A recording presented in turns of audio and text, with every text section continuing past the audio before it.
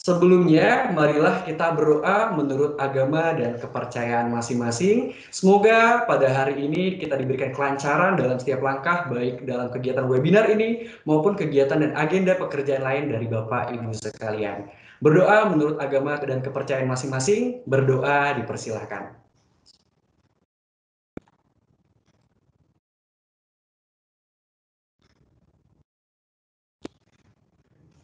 Amin. Doa tidak pernah selesai. Selanjutnya adalah perkenalan Bapak dan Ibu sekalian.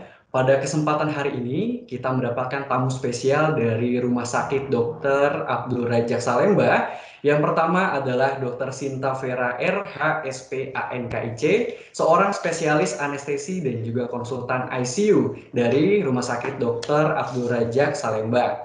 Dan selanjutnya ada pemateri yang gak kalah luar biasanya dengan Dr. Sinta. Ada Dr. Niko Perdana SPOT, seorang spesialis ortopedi dari Rumah Sakit Dr. Abdul Rajak Salemba. Dan perkenankan, saya Afrianto dari Departemen K3PL akan memandu jalannya acara pada hari ini.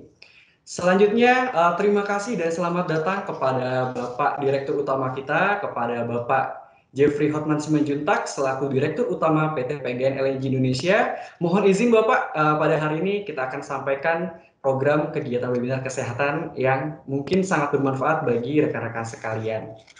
Selanjutnya adalah video profile company dari rumah sakit. Dan tapi sebelumnya, marilah kita dengarkan sambutan dari Bapak Direktur Utama kita, Bapak Jeffrey Hotman Simanjuntak. Kepada Bapak, waktu dan tempat dipersilahkan.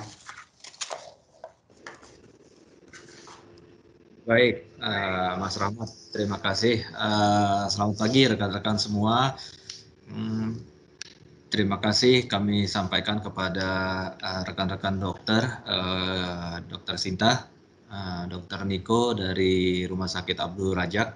Ya, di tengah-tengah kesibukan beliau tentunya kami yakin saat-saat seperti ini sangat-sangat sibuk, masih menyempatkan diri untuk sharing ke kami di sini mengenai bagaimana penanganan COVID dari sisi pengetahuan dokter tentunya. Jadi sekali lagi terima kasih, dan memang asal muasalnya kenapa sharing knowledge ini dilakukan karena memang pada dasarnya kami merasa di PGN LNG ini artinya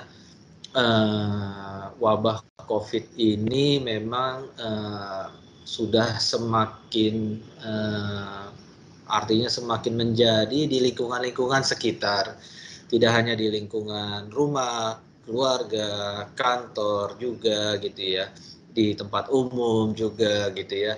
Banyak sekali penularan yang terjadi gitu, baik karena orang tanpa gejala, baik karena kerumunan, baik karena penularan yang tidak sengaja dan sebagainya, sehingga membuat kami merasa kami perlu tahu lebih tentunya dari tangan-tangan atau informasi dari ahlinya, dalam hal ini dari para dokter, seperti apa sih penanganan yang baik dan benar tentang COVID-19 ini. Dan kemudian kalau seandainya misalnya sampai dengan saat ini kita juga tahu bahwa mungkin vaksin itu masih lama diperoleh gitu, kami harus berdampingan ini seperti apa dengan COVID-19 ini. Kemudian juga seandainya terjadi COVID di tengah-tengah kami ini, apa yang harus kami lakukan? Apakah ada penanganan lain gitu ya? Karena saat ini banyak sekali teori-teori, banyak sekali memang ya. Satu mungkin adalah ya vitamin, yang pasti ya vitamin dan sebagainya, jamu-jamuan juga makin banyak orang menjual jamu-jamu yang berkhasiat dan sebagainya gitu ya. Apakah memang itu satu-satunya cara atau juga ada cara lain atau seperti apa? Nah, mungkin nanti rekan-rekan dokter, Bu Sinta, Pak Niko bisa menyampaikan seperti apa sehingga kami mendapatkan knowledge yang lebih baik, sehingga kami dapat lebih menyiapkan diri, dapat membuat perencanaan kesehatan yang baik, dapat melakukan perlindungan kesehatan yang baik, dan kemudian tentunya dapat melakukan penanganan kesehatan yang baik apabila memang kejadian itu menghampiri kami. Mudah-mudahan tidak. Jadi itu harapan kami atas kehadiran dokter dari Rumah Sakit Abdul Rajak ini, mungkin juga dengan pengalaman rumah sakit menangani pasien-pasien COVID seperti apa, demikian juga dengan aturan Kementerian Kesehatan mungkin seperti apa, bisa kita juga diupdate sehingga kami bisa lebih pas dalam melakukan penanganan, perencanaan, dan juga pengendalian wabah COVID ini di lingkungan PT PGN LNG Indonesia. Jadi itu saja dari saya, dan besar harapan saya buat teman-teman untuk aktif bertanya, diskusi ya Bu Dokter, Pak Dokter ya, artinya ini lebih hidup apabila ini dalam bentuk dua arah. Pak Rahmat nanti bisa tolong difasilitasi ya, sehingga benar-benar teman-teman ini bisa mengabsorb info sebanyak-banyaknya dan kemudian bisa mempertanyakan keraguan-keraguan yang selama ini mungkin ada di benak teman-teman gitu ya. Silakan saja diskusi ini biar interaktif. Harapannya adalah setelah diskusi ini semua mendapatkan info yang baik dan persepsi yang sama tentang bagaimana. Itu saja dari saya Pak Rahmat. Sekali lagi terima kasih atas panitia untuk persiapannya. Terima kasih atas dokter dari Rumah Sakit Abdul Rajak atas kesediaannya, dan juga teman-teman perwira PGN LNG atas kesediaannya untuk ikut dalam webinar kesehatan pada hari ini. Sekali lagi salam sehat, salam semangat, dan selamat pagi buat kita semua. Terima kasih. Terima kasih beri aplaus online kita kepada Bapak Jeffrey Hotman Simanjuntak selaku Direktur Utama PT PGN LNG Indonesia. Terima kasih Pak atas sambutannya. Selanjutnya adalah penyampaian liquids contact. Silakan kepada Bapak dan Ibu sekalian yang akan menyampaikan liquids contact-nya, kami persilahkan. Silakan Pak Daryanto. Ya, terima kasih. Mohon izin Pak Jeb, Pak Saad, Pak Andi. Assalamualaikum warahmatullahi wabarakatuh. Selamat pagi semuanya rekan-rekan, salam sehat selalu. Saya mau share pengalaman saya melakukan karantina mandiri kemarin ya, dalam awal bulan kemarin. Jadi memang ini suatu ya kalau saya pribadi menganggapnya ini teguran lah dari Allah ya buat saya pribadi, ya artinya meskipun protokol kesehatan sudah kita laksanakan, ternyata di luar sana orang-orang tuh tidak semuanya peduli gitu. Masih ada satu dua yang tidak peduli. Mungkin dari sanalah saya bisa ya. Namun yang mau saya share di sini adalah untuk kegiatan selama melakukan karantina mandiri kemarin di rumah tuh saya coba bagaimana memang awalnya cukup berat sekali. Kita satu rumah, ada keluarga, ada istri, anak-anak ya. Tapi kita tidak bisa bercakap-cakap, nggak bisa bersenda gurau dengan mereka, kayaknya sedih banget gitu. Tapi ya 1, 2, 3 hari ya alhamdulillah bisa dilalui ya. Akhirnya saya cari kegiatan dengan apa? Yang pertama ya paling saya baca buku, kemudian ya kebetulan ini saya ya ada alhamdulillahnya ya meningkatkan ibadah lah gitu. Bisa tiap hari alhamdulillah bisa 1 juz. Ini udah mau hatam insya Allah ya, mungkin 2, 3 hari lagi bisa dihatamkan. Yang ketiga adalah pola makan kita benar diatur, artinya kapan kita harus makan, kapan kita harus istirahat ya. Kemudian juga kita perlu suplemen ataupun vitamin yang kita minum. Kemarin juga saya disiapkan jamu tradisional juga sama istri ya. Kemudian istirahat juga cukup ya, dan berpikir positif lah. Alhamdulillah minggu lalu udah di swab test sama dokter juga, dan syukur alhamdulillah kita nih sama dokter dimonitor hampir tiap hari. Saya WhatsApp sama dokter Reza ya, ditanya gimana kondisi Pak, ada keluar napas segala macam, sehingga syukur alhamdulillah sekarang tinggal untuk memastikan lagi apakah dalam 7 hari ke depan ini gejala-gejala yang kemarin itu bisa timbul lagi atau tidak. Ya mudah-mudahan udah nggak ada lagi ya. Mungkin itu aja Pak Rahmat yang bisa saya share. Jadi pengalaman ini mudah-mudahan tidak teman-teman tidak mengalami ya. Tapi manakala ada keluarga atau siapa yang mengalaminya, mudah-mudahan bisa menjadi inilah pembelajaran lah bagaimana mengatasi kejenuhan selama di karantina meskipun di rumah sendiri ya. Itu aja, terima kasih Pak Rahmat. Assalamualaikum warahmatullahi wabarakatuh. Waalaikumsalam warahmatullahi wabarakatuh. Terima kasih kepada Pak Daryanto, salah seorang COVID survivor ya Pak ya. Semoga Pak Daryanto segera diberikan kesehatan, kemudian dipulihkan kembali kondisinya sehingga dapat bekerja kembali dan berkarya kembali di PT Pagi Energi Indonesia. Terima kasih Pak Daryanto. Baik, ya, Bapak dan Ibu sekalian, selanjutnya adalah akan disampaikan materi-materi. Jadi di materi hari ini akan disampaikan oleh salah seorang dokter spesialis dari Rumah Sakit Dr. Abdul Rojak yang akan disampaikan oleh Dr. Sinta. Tapi sebelumnya saya ingin menginformasikan kepada Bapak dan Ibu sekalian agar tetap menyimak, kemudian mungkin bisa mencatat juga materi-materi yang disampaikan, karena di akhir sesi nanti, di akhir penyampaian materi yang kedua, akan ada kuis Kahoot yang berhadiah yang cukup sangat bisa menggugah semangat dari teman-teman semua. Baik, kemudian kita melangkah ke acara selanjutnya, yaitu penyampaian materi oleh Dr. Sinta Vera. Berikut adalah CV-nya. Pemateri yang pertama adalah Dr. Sinta Vera RH SPAN yang sekarang gelarnya adalah Dr. Sinta Vera RH SPAN KIC, yaitu seorang spesialis anestesi dan juga konsultan ICU di Rumah Sakit Dr. Abdul Rojak Salemba. Beliau lahir di Medan tanggal 5 Desember tahun 1969, yang sekarang menjadi salah seorang dokter spesialis anestesi dan konsultan ICU di Rumah Sakit Dr. Abdul Rojak. Beliau adalah lulusan dari anestesiologi FKUI Jakarta di tahun 2003. Baik, selanjutnya tanpa berlama-lama mari kita sambut dengan meriah Ibu Dr. Sinta Vera RH SPAN KIC. Waktu dan tempat dipersilahkan. Baik, terima kasih Pak Rahmat atas kesempatannya. Mungkin suara saya jelas terdengar? Ya, jelas terdengar ya. Ibu.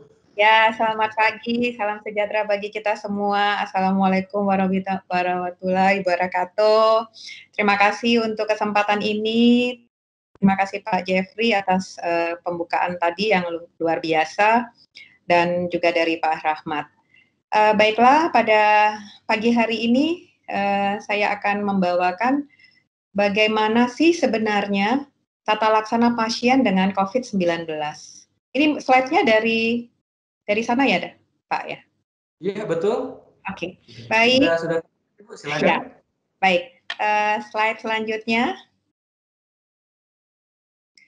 Ya, kalau kita bicara tentang COVID-19 ya, mungkin ini kita sudah masuk bulan ke-8 ya, akan mau masuk bulan ke-9. Jadi mungkin Bapak Ibu sekalian sudah paham apa sih sebenarnya COVID-19 itu. Jadi COVID-19 ini sebenarnya adalah penyakit yang disebabkan karena coronavirus. Coronavirus ini sebelumnya itu sudah pernah menimbulkan penyakit ya, yang kita kenal dengan nama MERS, Middle East Respiratory Syndrome, kemudian SARS ya, atau flu burung ya, Severe Acute Respiratory Syndrome, dan saat ini yang dikenal dengan SARS-CoV-2 ya, Novel Coronavirus and CoV. Nah, ini merupakan virus yang baru yang menimbulkan gangguan pada saluran nafas ya, Severe Acute Respiratory Syndrome. Nah, penyakitnya ini disebut dengan COVID-19. Ini kasus pertama sekali itu di Wuhan ya, pada akhir Desember 2019. Jadi hampir sudah 1 tahun ya. Baik, slide selanjutnya. Nah, ini adalah gambaran virus COVID-19. Tadi di awal sudah ada video ya, yang sangat bagus sekali tentang virus COVID-19 ini. Jadi kalau kita lihat virus COVID-19 ini, kenapa disebut corona? Karena dia memiliki spike protein yang kita bilang ini seperti cincin-cincin mahkota ya, membuat dia seperti mahkota.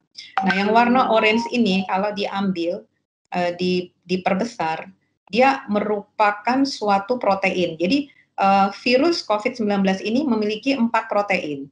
Ada yang dikenal dengan nama spike S protein, ini yang berperan penting ketika virus ini masuk ke dalam tubuh.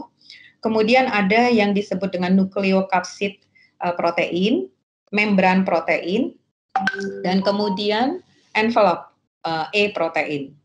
Nah, spike S protein ini kalau diperbesar, di sini kita akan melihat di sinilah dia akan berikatan dengan reseptor yang ada dalam tubuh sehingga dia bisa masuk ke dalam tubuh dan menginvasi tubuh kita ya melalui reseptor yang disebut dengan angiotensin converting enzyme 2 reseptor atau ACE2 reseptor.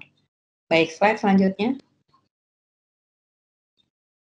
Nah, reseptor ACE2 ini ada tersebar begitu banyak di dalam tubuh kita ya.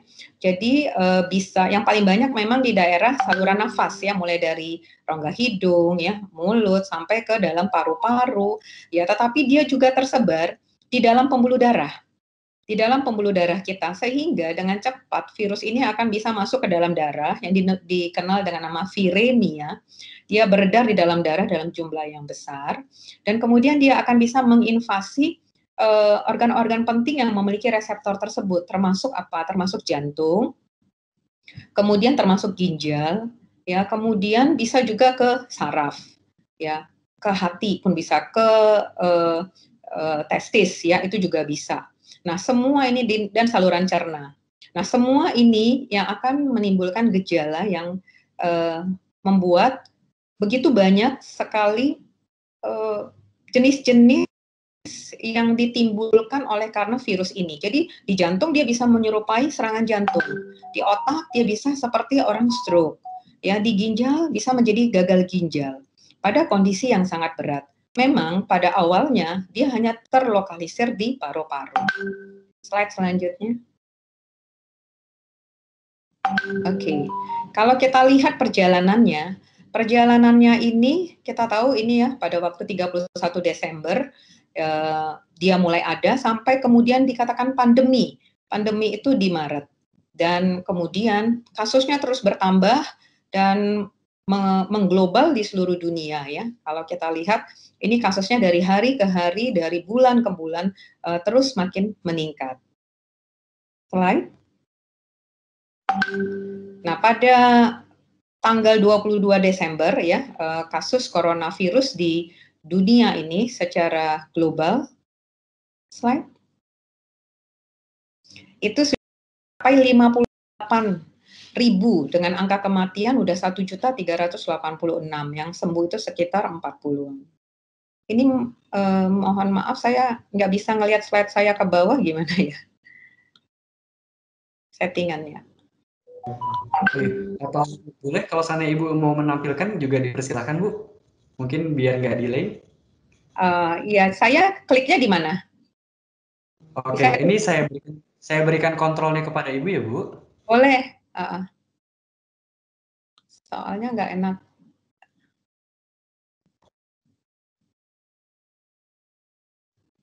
Mohon ditunggu sebentar Ibu. Iya, terima kasih. Baik. Nah, sambil menunggu, jadi mungkin kalau kita lihat sekarang sudah perjalanan memasukin bulan ke-9 ya dari pandemi COVID-19 ini. Dan dari hari ke hari kasusnya makin terus meningkat. Bergaung ya, Pak?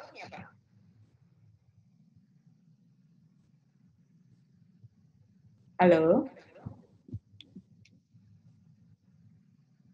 Ini sudah saya kasih request untuk ini ya Bu, apakah sudah muncul? Belum ada nih. Belum ada ya? Baik. Atau seperti tadi aja kali ya? Tidak apa-apa Ibu ya. Oh baik, siap. Baik, silakan Ibu. Oke, baik. Slide sebelumnya. Slide mundur dulu Pak. Tolong mundur slide sebelumnya.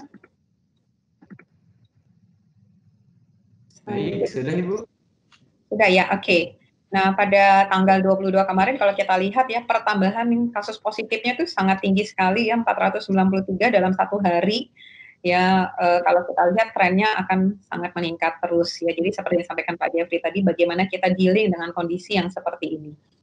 Lanjut. Nah, sebenarnya slide selanjutnya ya, dari semua kasus yang terinfeksi COVID-19 itu 80% sebenarnya tidak berat ya, non severe. Hanya sekitar 15% saja yang menjadi berat. Dari 15% ini, 5% itu menjadi kritis, ya critical. Nah, ketika dia menjadi severe, maka angka kematiannya itu menjadi cukup tinggi. Ya, dari yang hanya 15% itu, angka kematiannya mencapai 8%. Nah, rata-rata pasien yang kami rawat di ICU, kalau sudah sampai keadaan severe dan kritis, ini memang sangat sulit sekali untuk bisa survive. Tetapi belakangan ini cukup banyak yang bisa berhasil. Slide selanjutnya. Nah, penyebab kematian yang paling banyak itu paling banyak itu adalah dari gagal nafas ya. Karena memang COVID ini terutama menyerang paru-paru. Nah, ketika paru-parunya sudah terganggu, tidak bisa mendapatkan oksigen yang kita kenal dengan sebutan ARDS ya, Acute Respiratory Distress Syndrome. Nah, ini yang akan membuat kondisi keadaan pasien itu sangat cepat sekali memburuk dan pasien cepat sekali meninggal.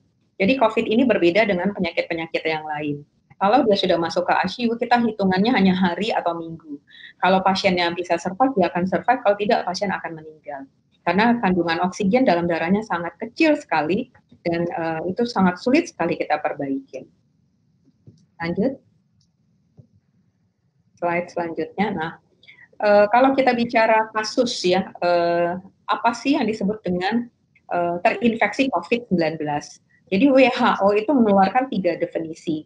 Nah, ini nanti definisi dari WHO ini juga kita adopt yang dikoordinasi dengan 5 perhimpunan besar daripada spesialis ya, dan didukung dengan Kemkes yang menjadi suatu guideline ya.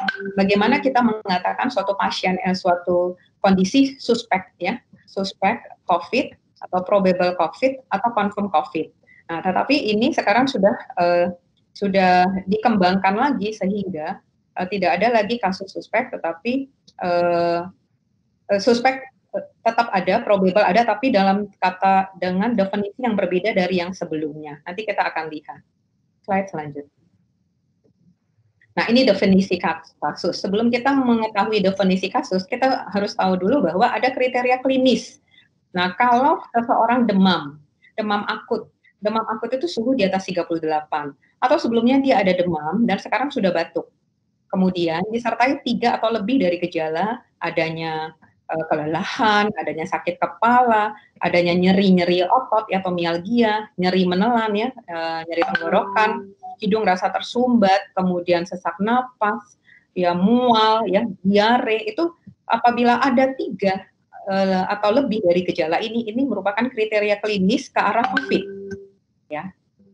Nah, selanjutnya, kemudian ada yang disebut dengan kriteria epidemiologis. Ini tetap menjadi suatu kriteria untuk kita boleh menduga bahwa kira-kira kita atau anggota keluarga kita itu bisa terinfeksi enggak ya? Apa aja itu? Jadi 14 hari terakhir ketika timbul gejala, 14 hari terakhir sebelumnya dia memiliki riwayat tinggal atau bekerja di tempat yang resiko tinggi penularan. Sekarang kita udah gampang sekali melihat karena di peta di seluruh Indonesia sudah ada pembagian zona. Apakah zona merah, zona kuning, ya, zona hijau. Jadi kita sudah tahu kira-kira itu berisiko tinggi penularan. Atau pada 14 hari terakhir sebelum timbul gejala, dia memiliki riwayat berpergian, ya, baik itu ke wilayah luar Indonesia atau di wilayah Indonesia yang sudah dilaporkan ada transmisi lokal. Atau dia bekerja di fasilitas pelayanan kesehatan, baik itu dia melakukan pelayanan medis ataupun non-medis, ya. Atau pada 14 hari terakhir sebelum timbul gejala, dia memiliki riwayat kontak dengan orang yang terkonfirmasi ataupun masih probable COVID. Ya, jadi kita lihat ini adalah kriteria epidemiologisnya. Baik, lanjut.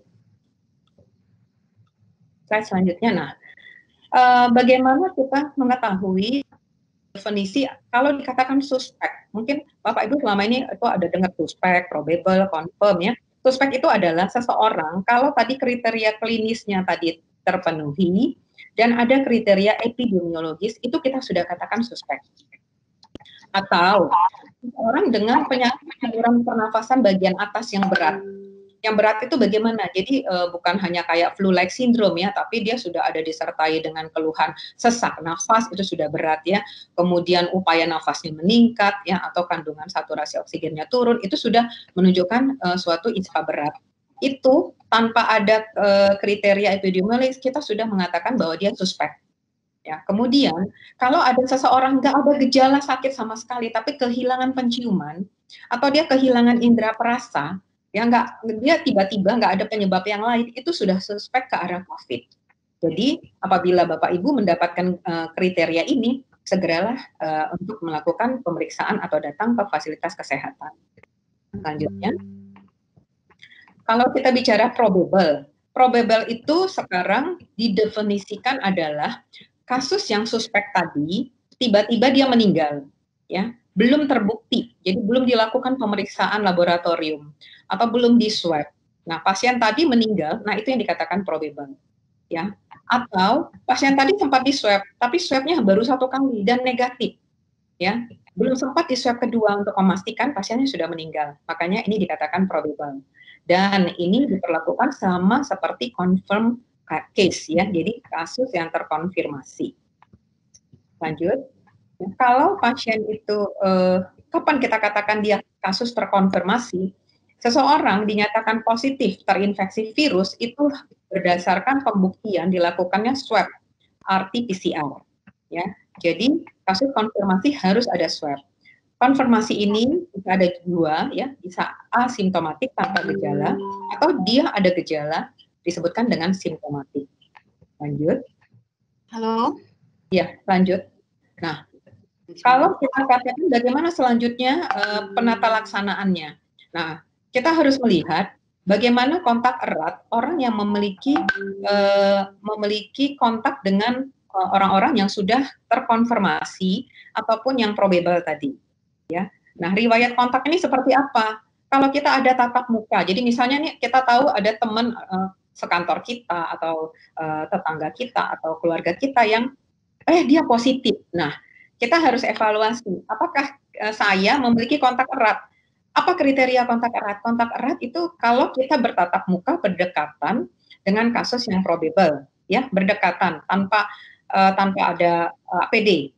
Nah, kasus konfirmasi dalam radius 1 meter dalam jangka waktu 15 menit. Nah, kalau dia sudah positif, kita berada dalam satu ruangan yang dalam radius 1 meter, itu lebih dari 15 menit, kita sudah termasuk kontak erat. Atau sentuhan fisik langsung, misalnya bersalaman, ya, berpegangan tangan, nah itu kontak erat juga. Nah, untuk petugas medis yang memberikan perawatan langsung, kayak seperti kami di rumah sakit, apabila ada pasien misalnya masuk, tadinya belum terkonfirmasi, kemudian terkonfirmasi, dikatakan memiliki kontak erat adalah apabila tidak menggunakan APD sesuai standar. Nah, itu yang disebut dengan kontak erat. Selanjutnya. Nah, dari penjelasan tadi, ini adalah pembagian daripada kondisi-kondisi klinis yang didapat tadi. Kalau pasiennya hanya ISPA, ya hanya ISPA saja, dia dikatakan suspek. Tetapi kalau dia kemudian ada riwayat kontak, ya ada ISPA, ada riwayat kontak, dia juga tetap suspek. Kapan kita katakan dia probable? Ya ini tadi kalau dia unknown case ya, tadi sudah dijelaskan ada suspek, ada probable. Confirm itu hanya apabila dilakukan RT-PCR. Ya, jadi konfirmasi case harus dilakukan dengan swab. Lanjut. Slide selanjutnya. Nah, ini tadi kita secara grafik saya ringkaskan ya kasus suspek itu ya kalau ada ISPA atau ISPA berat atau gejala klinis dan dan epidemiologis ya, kemudian yang probable dan yang konfirmasi. Lanjut. Slide selanjutnya. Boleh. Slide. Oh, ini sudah dilewatkan slide. Ya, berdasarkan derajat penyakit ya. Jadi COVID ini setelah tadi kita dilakukan swab dan sudah dipastikan bahwa kita menderita suatu COVID, maka kita akan melihat bahwa penyakit COVID ini cukup beragam. Jadi dari ada yang tanpa gejala dan sampai yang gejala berat. Tanpa gejala itu nggak ada gejala sama sekali, ada yang ringan, mungkin dia hanya berupa flu-like syndrome, ya, kemudian mungkin ada anosmia atau kehilangan indera perasa. Kemudian ada yang gejalanya sedang atau moderat. Ini bisa dengan tanda-tanda klinis pneumonia, yang sesak nafas. Jadi kalau sudah ada sesak, itu sudah masuk ke dalam grade moderate ya, moderate. Apalagi kalau saturasi misalnya sudah turun, ya. Kemudian kalau pada anak-anak ya, ini juga pada anak-anak sebenarnya cukup jarang kasusnya ya, tapi pada belakangan ini sudah meningkat ya, kasus confirm COVID pada anak-anak. Lanjut. Nah, setelah sedang, moderat, ada yang kasus severe, ya, berat sampai dengan kritis. Slide selanjutnya. Boleh slide selanjutnya?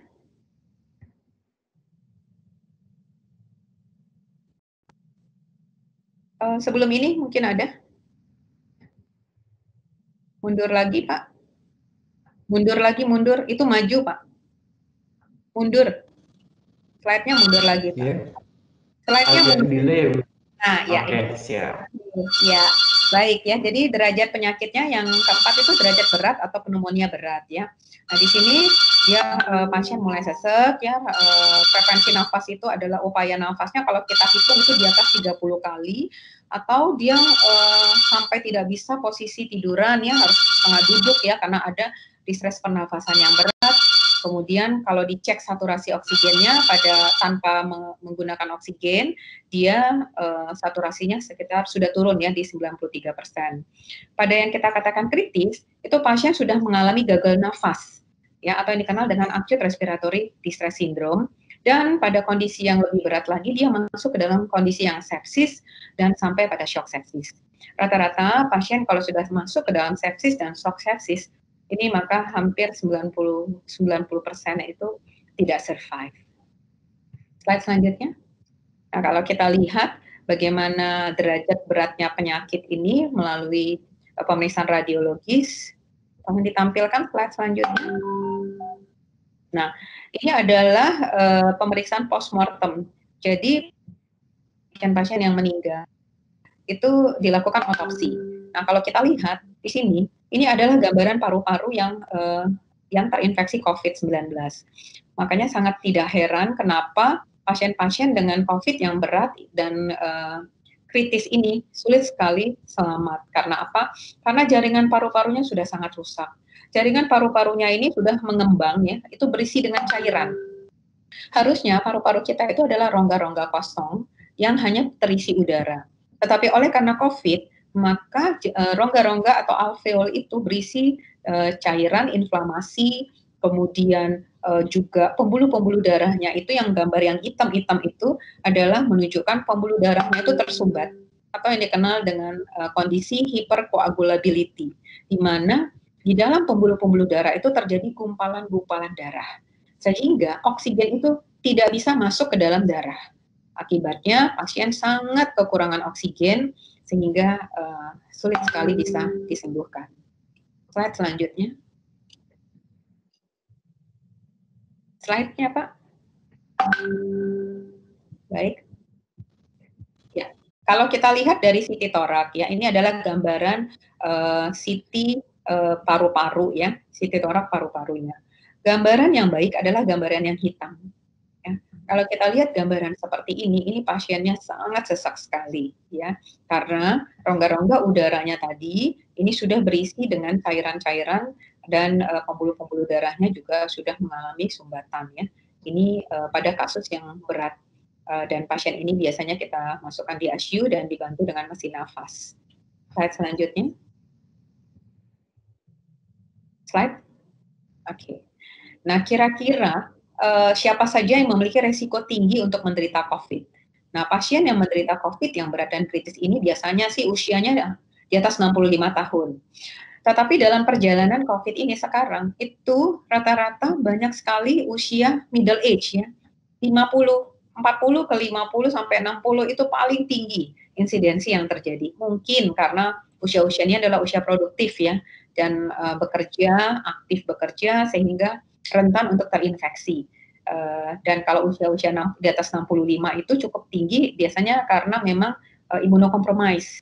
Ya, jadi mereka terinfeksi oleh anaknya atau keluarganya yang aktif bekerja di luar dan datang kembali ke rumah, akhirnya menginfeksi keluarga. Nah, orang yang harus ke rumah sakit untuk pengobatan kronis ini juga resiko tinggi ya, dan biasanya kalau terkena COVID itu langsung berat dan kritis. Pasien-pasien yang cuci darah, pasien yang keganasan yang menjalani kemo, ya, atau orang-orang yang memang daya tahan tubuhnya sudah tergolong rentan ya, oleh pasien dengan HIV, pasien dengan obesitas, pasien dengan sakit gula, sakit ginjal, ada gangguan liver, pasien perokok ya, PPOK, asma, dan ibu hamil. Bila terkena COVID, akan langsung masuk ke dalam kondisi COVID yang moderate sampai severe, bahkan critically ill COVID infeksinya. Slide selanjutnya. Nah, kalau kita lihat perjalanannya, ya dari mulai pasien itu merasakan sakit, ya bisa demam, bisa batuk, ya sesak itu akan timbul pada minggu kedua.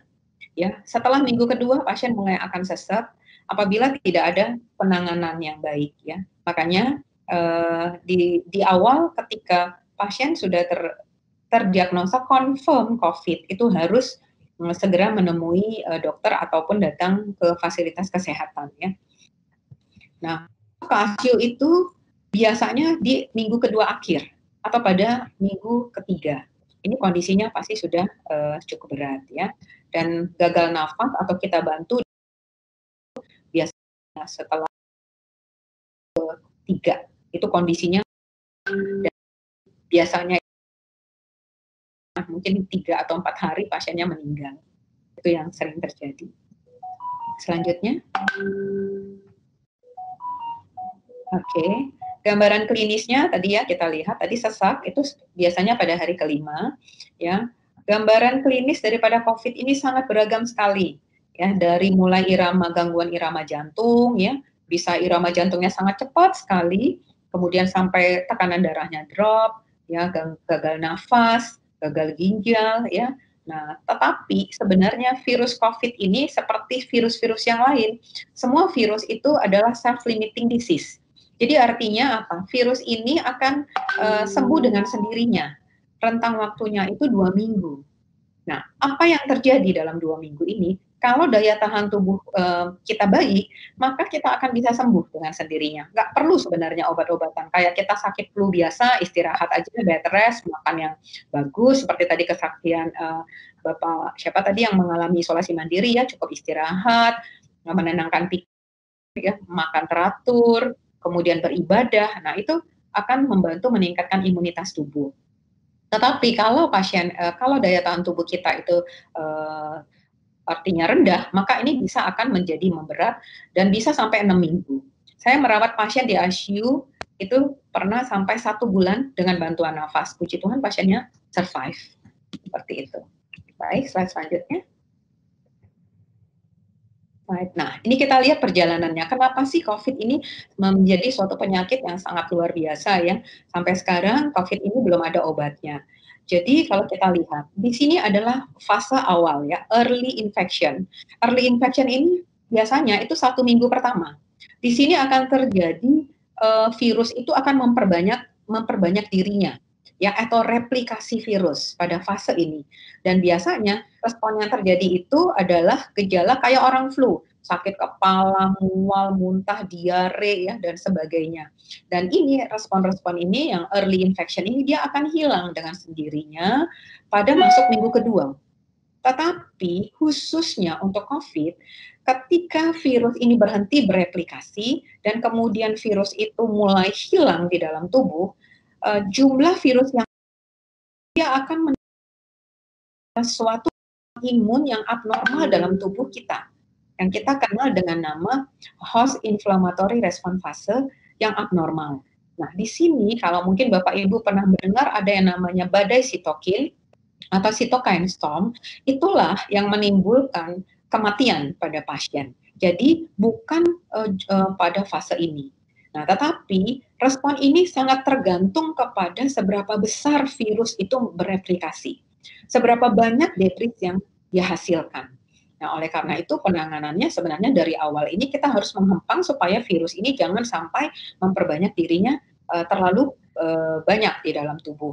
Dan kita juga harus mempersiapkan imunitas kita supaya baik, sehingga ketika kita masuk di fase minggu kedua yang sangat menentukan, respon imun kita berjalan dengan baik, dengan normal ya di dalam tubuh. Nah, di sini yang kita lihat. Wah, pada akhirnya di sini sering sekali swab sudah negatif tapi kondisi pasien memburuk. Ya, memburuk karena yang terjadi adalah grafiknya ini, hyperinflammation fase.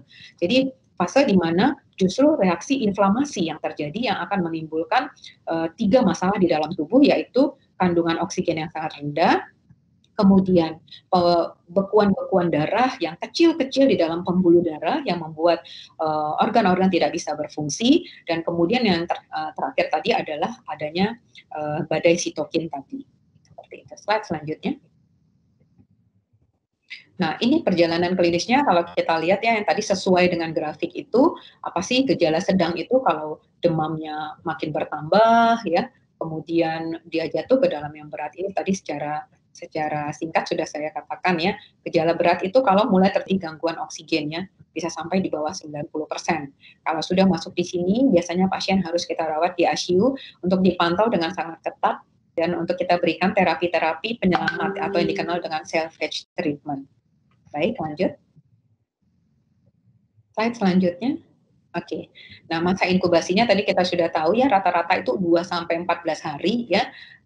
Dan biasanya itu pada hari kelima itu sudah mulai timbul gejala ya. Viral shedding highest itu artinya virus itu mereplikasikan dirinya paling tinggi itu pada hari ke-10 ya. Jadi di situ sudah mulai kasus yang berat itu akan terlihat ya. Tes diagnosa kita lakukan dengan swab RT-PCR. Nah, selanjutnya. Nah, bagaimana kita mendiagnos? Sebenarnya untuk mendiagnosa virus ini di awal-awal ya, kita ingat dulu itu sulit sekali ya, karena rapid itu hanya tertentu saja yang swab maksudnya itu hanya baru tertentu yang bisa melakukan. Nah, ada beberapa cara ya. Pertama, kultur sama kayak bakteri, kita ambil, kita kulturkan seperti itu virusnya. Tapi ada yang kita melakukan pemeriksaan nucleic acid-nya, kita melihat gennya, ya IgG, RDRP gennya, ya atau ini bisa dideteksi ya. Kemudian atau kita bisa melihat antigennya atau antibodinya. Nah, kalau kita lihat slide selanjutnya. Nah, kalau kita lihat yang dinamakan SARS RT-PCR atau Rapid Test Polymerase Chain slide reaction tadi, itu adalah untuk melihat nucleic acid-nya. Boleh diklik? Ya. Tolong diklik lagi. Tolong diklik? Ya. Ini yang dikenal dengan PCR test ya. Yang di PCR test itu adalah kita langsung melihat gennya. Nah, ini makanya ini merupakan diagnostik pasti. Sensitivity-nya mencapai hampir 100% ya, spesifity-nya 70 sampai 80%. Tetapi swab ini kalau dia negatif, belum tentu dia benar-benar negatif, karena dia bisa memiliki nilai negatif palsu. Ya, jadi memang harus dikorelasi dengan klinis dan radiologis. Kemudian kita bisa melakukan pemeriksaan rapid test. Kalau rapid test dengan serologi test apa bedanya? Kalau rapid test itu yang langsung kita lihat kasat mata, ditetesin darahnya. Kalau serologi test itu diambil darahnya, kemudian diperiksakan di laboratorium, nanti kita akan mendapatkan hasilnya. Apakah IgG atau IgM-nya yang reaktif, seperti itu. Lanjut. Slide. Nah, kapan kita bisa melakukan pendeteksian COVID ini? Nah, kalau pasien itu, misalnya seseorang terpapar dengan SARS-CoV-2, tidak serta-merta begitu dia langsung terpapar, hasil swab-nya itu bisa langsung positif.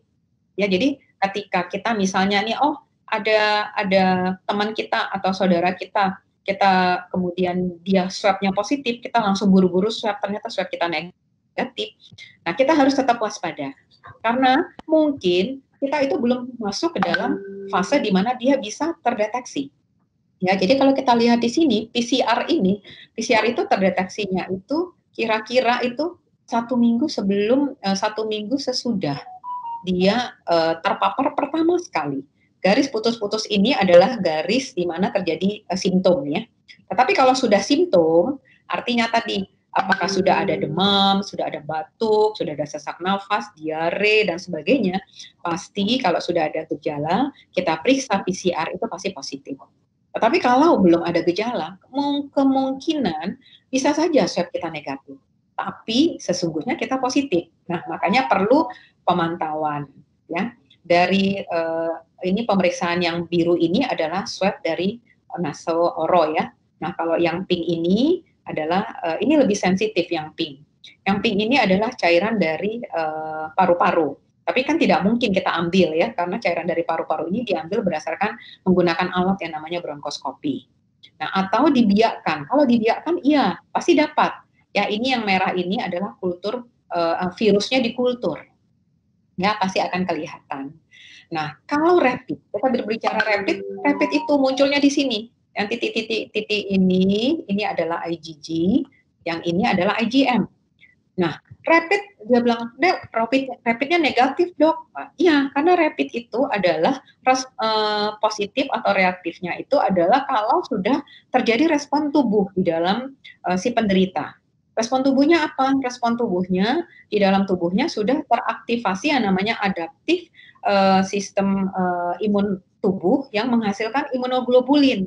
Yang paling duluan timbul adalah imunoglobulin M, IgM. IgM ini paling duluan tubuh keluar, tetapi dia akan habis dengan cepat. Nah, kemudian setelah IgM dia akan ada IgG. Tetapi ini biasanya akan memberikan nilai positif setelah minggu kedua dari timbulnya gejala. Jadi tidak heran kalau orang begitu gejala kemudian dicek rapid non reaktif, dicek swab ternyata positif ya. Jadi ini dia kenapa itu terjadi. Karena memang belum waktunya dicek rapidnya, seperti itu. Baik, slide selanjutnya. Slide-nya, boleh tolong dibantu slide. Baik, sudah Ibu, agak delay sekitar 2 detik ya Bu ya? Oh gitu ya, oke. Baik, nah, oke. Nah, bagaimana kalau ini kita berbicara tentang swab ya. Kapan kita lakukan swab? Kalau pasiennya suspek ya, suspek kemudian kita swab nih, dilakukan swab, ternyata swabnya itu negatif. Kalau swabnya negatif, maka 1 kali 24 jam besok kita akan langsung melakukan swab kedua, seperti itu.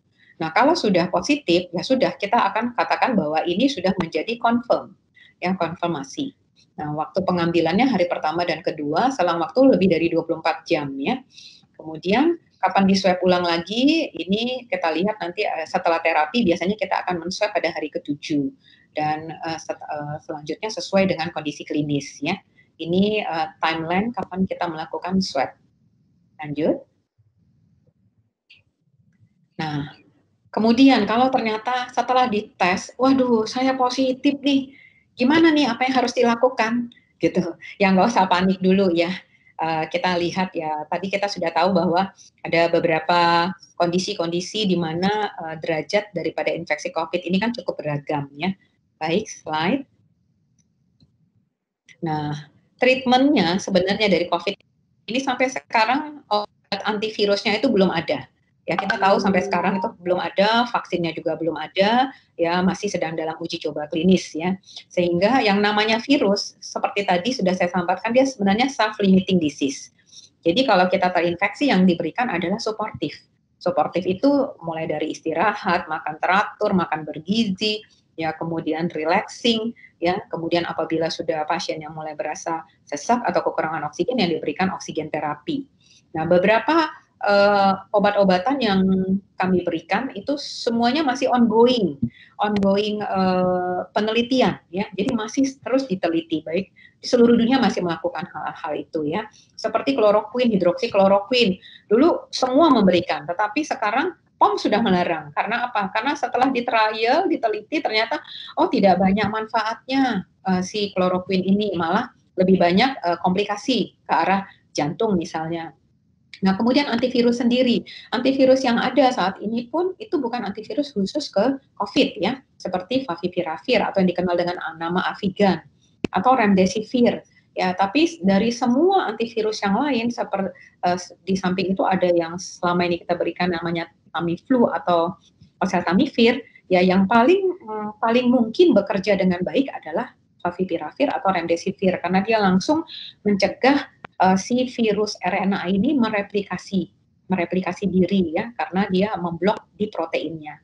Kemudian ada yang lagi dikenal dengan nama tocilizumab atau Actemra. Mungkin Bapak Ibu pernah dengar nama obat ini ya, diberikan pada kondisi di mana terjadi badai sitokin, interleukin 6-nya sangat tinggi sekali.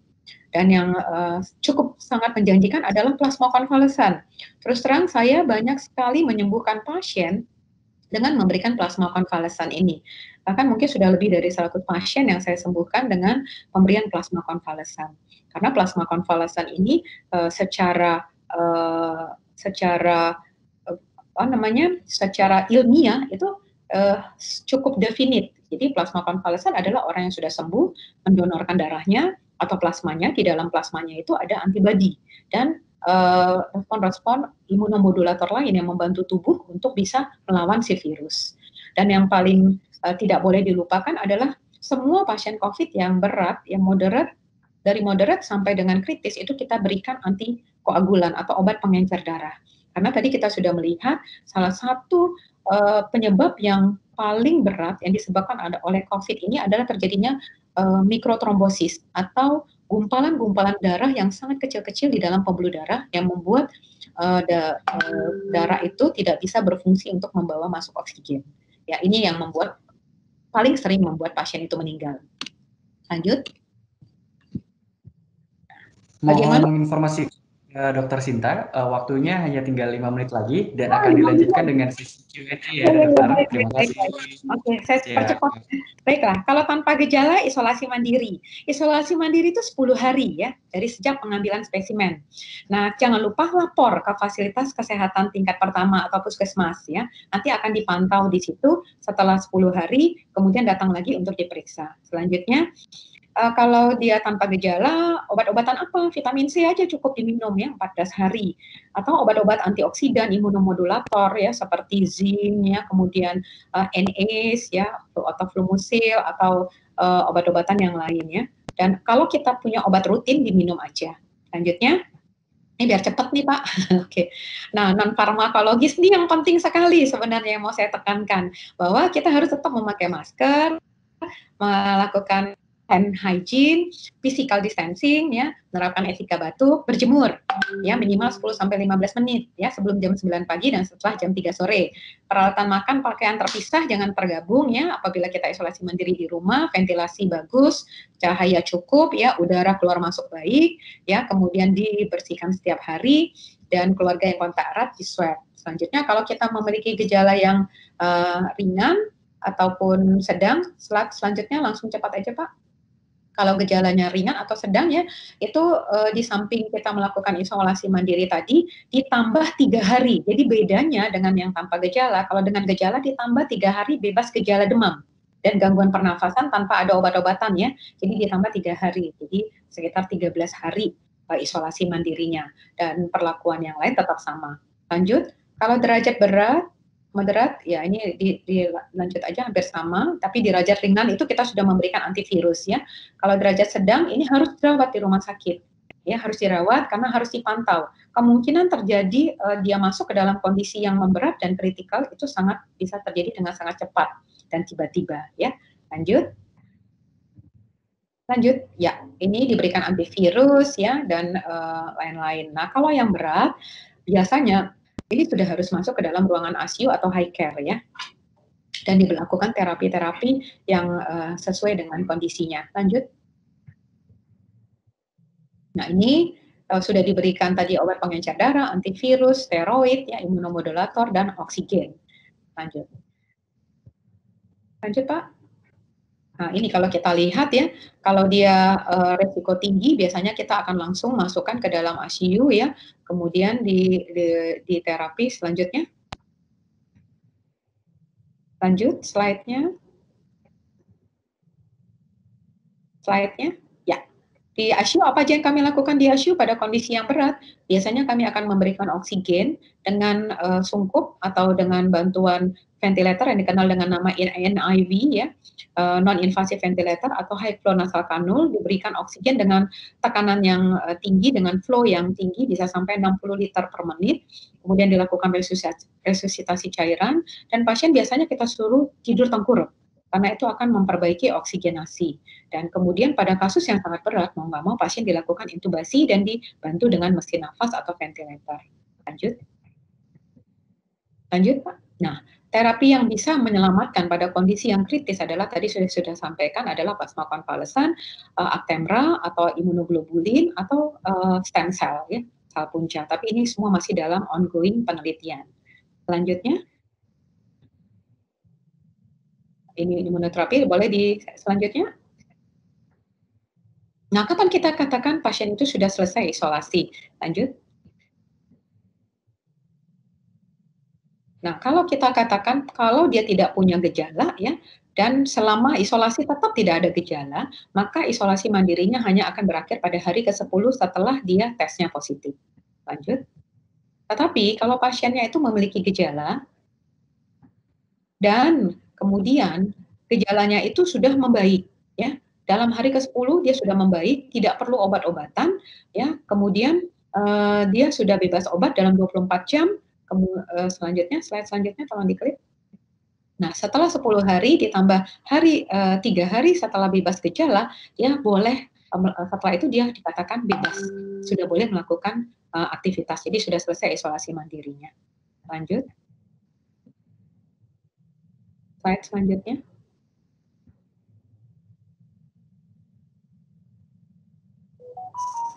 Slide-nya. Mungkin lebih baik tadi. Agak delay ya Bu ya. Ya, mungkin lebih baik saya tadi yang saya share screen aja biar lebih cepat. Siap. Ya, ini tadi sebenarnya. Iya. Nah, ini adalah tadinya saya mau menerangkan ya, ini satu slide lewat ya, ini sebenarnya saya mau bicara tentang plasma konvalesan ya. Jadi ketika tubuh kita terinfeksi virus itu akan masuk. Di dalam tubuh kita ada yang namanya innate immune system. Innate immune system ini akan teraktivasi ya, dia akan membunuh. Sebenarnya dia tidak bisa membunuh secara langsung si virus ini, tetapi dia akan mengaktifkan dalam tubuh kita ada namanya adaptive immune system yang kita kenal dengan nama T-cell. T-cell ini dia akan mengaktifkan sampai nanti ada dikenal dengan nama beta cell yang akan menghasilkan antibodi. Ya, kemudian dia akan mengaktifkan T helper 2 juga, ada yang namanya cytotoxic T-cell. Gunanya apa? Inilah yang berperan penting untuk membunuh si virus itu. Tetapi waktu untuk terjadinya dari mulai virus masuk sampai ini terjadi adalah 14 hari, minimal 10 sampai 14 hari. Nah, dalam waktu perjalanan ini bisa saja yang terjadi adalah tidak seperti yang kita harapkan, sehingga daya tahan tubuh kita tidak terjadi, sehingga pasien jatuh ke dalam kondisi yang severe dan kritis. Lanjut. Nah, ini tadi sistem imun kita, diklik aja slide-nya langsung. Oke. Jadi ini adalah yang natural yang kita dapat ketika kita lahir dan yang natural ya, kemudian yang didapat ketika kita mulai bertumbuh dewasa. Yang didapat secara alami itu yang diturunkan dari ibu kita atau yang terbentuk setelah kita sakit, dan yang artifisial atau yang buatan adalah yang dinamakan plasma konvalesan, itu secara pasif, dan kalau aktif itu adalah vaksin. Slide-nya ya, oke. Nah, ini adalah plasma konvalesan ya, salah satu bentuk imunisasi pasif. Jadi orang yang sudah sembuh, dia mendonorkan darahnya. Di dalam darahnya ini ada yang dinamakan virus neutralizing antibody. Ya, ini akan disuntikkan ke dalam orang yang sedang sakit sehingga tubuhnya memiliki langsung antibody tadi untuk membantu tubuh mengeradikasi si virusnya. Selanjutnya. Nah, ini isinya ya. Jadi bukan hanya antibodi, tetapi banyak sekali mulai dari protein, kemudian faktor koagulasi lainnya. Terima kasih Ibu atas materinya. Selanjutnya mohon izin Dokter Niko ya untuk di stop share screen-nya dulu. Selanjutnya Ibu Dokter akan dilanjutkan dengan sesi tanya jawab atau Q&A yang akan diberikan waktu kurang lebih 10 menit bagi rekan-rekan PGN LNG. Apabila ingin bertanya akan diprioritaskan untuk yang raise hand terlebih dahulu. Nanti untuk pertanyaan lain akan disampaikan kemudian untuk dipilih. Silahkan untuk penanya yang pertama yang sudah raise hand ini ada Mbak Irina. Silahkan Mbak Irina, boleh di unmute dan juga dinyalakan kameranya.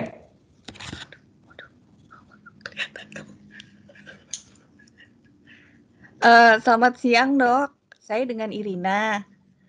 Selamat siang. Ya dok, saya punya kondisi khusus, bisa dibilang kondisi khusus kali ya. Jadi udah 5 bulan terakhir ini, memang kan dari kantor ada pengecekan rapid test secara berkala gitu untuk karyawan yang akan melakukan work from office. Nah kebetulan sudah 5 bulan ini, setiap kali saya rapid test hasilnya tuh selalu reaktif dok. Yang reaktif itu adalah IgG-nya. Lalu biasanya ditindaklanjut dengan swab atau PCR test dan hasilnya itu selalu negatif, dok.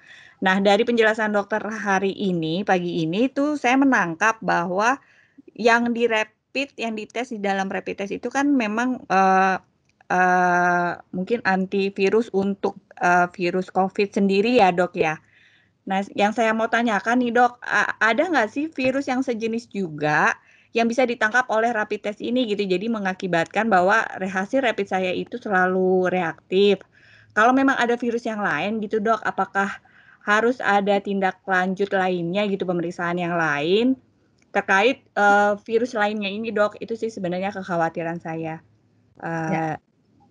Demikian pertanyaan saya dok, terima kasih. Baik, terima kasih Bu Irina, terima kasih buat pertanyaannya.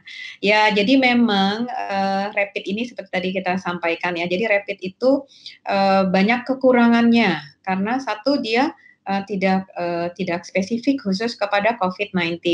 Jadi bisa terjadi reaksi silang di laboratorium, terutama karena virus COVID ini kan termasuk dalam satu gugus virus yang cukup banyak jenisnya ya, yang termasuk coronavirus ini. Jadi bisa aja ada reaksi-reaksi silang yang kita memang tidak bisa hilangkan. Jadi dia tidak secara spesifik atau sensitif. Makanya diagnosa pastinya adalah melalui swab RT-PCR. Nah, kalau misalnya IgG-nya ternyata reaktif, tetapi swab-nya negatif, maka kita akan konfirmasi kembali kepada anamnesa. Apakah memang pasiennya sebelumnya sudah pernah swab positif? Kalau sudah pernah swab positif, IgG-nya reaktif, itu artinya pasiennya memang sudah masa konvalesan, sudah sembuh. Jadi orang yang sudah sembuh pasti memiliki antibodi atau IgG di dalam tubuh. Makanya kalau seperti itu tidak masalah. Dia tidak dalam fase penularan. Yang kita takutkan dalam masa penularan. Nah, kalau hanya screening rapid bisa juga, yaitu tadi ya, kalau dia memang sudah sembuh, IgG-nya pasti masih reaktif di dalam tubuh selama antibodinya masih terbentuk. Nah, kemudian kalau dia itu ternyata tidak tahu, mungkin saja dia orang OTG yang nggak ada gejala sama sekali, ya, jadi masih bisa terjadi seperti itu, tetap korelasi ke swab. Swab negatif itu tidak ada masalah, ya, karena IgG reaktif itu adalah suatu pertanda di dalam tubuhnya sudah ada antibodi, bukan suatu reaksi akut daripada infeksi. Kalau reaksi akut infeksi adalah IgM, ya, itu berarti masih fase akut seperti itu. Mungkin itu tambahannya. Jadi beberapa reaksi silang bisa terjadi. Kalau informasi dari laboratorium, kadang-kadang pasien dengan DHF atau pasien-pasien dengan virus flu yang lain mungkin masih bisa, influenza flu ya, itu bisa karena mereka masih dalam satu gugus virus yang sama, coronavirus. Jadi bisa ada reaksi silang seperti itu. Mungkin itu Bu. Ya, jadi hanya gugus coronavirus aja ya dok, virus flu berarti ya yang bisa terdeteksi oleh rapid test ini ya dok ya? Coronavirus ini pun banyak sekali. Oh oke. Iya, banyak sekali gitu. Oke dok. Selama kondisi klinis bagus sih ya tidak ada masalah. Oh gitu. Oke. Baik dok, terima kasih banyak. Sama-sama Ibu. Baik, terima kasih dokter atas jawabannya. Selanjutnya untuk penanya yang kedua, silakan kepada Mbak Rizky Amelia. Dipersilakan, Mbak.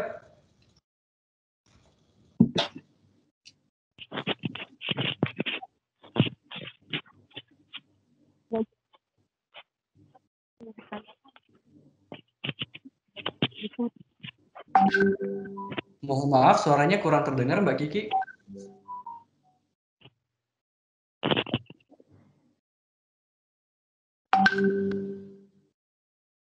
Halo Mbak Kiki, mohon maaf suaranya nggak terdengar. Belum terdengar.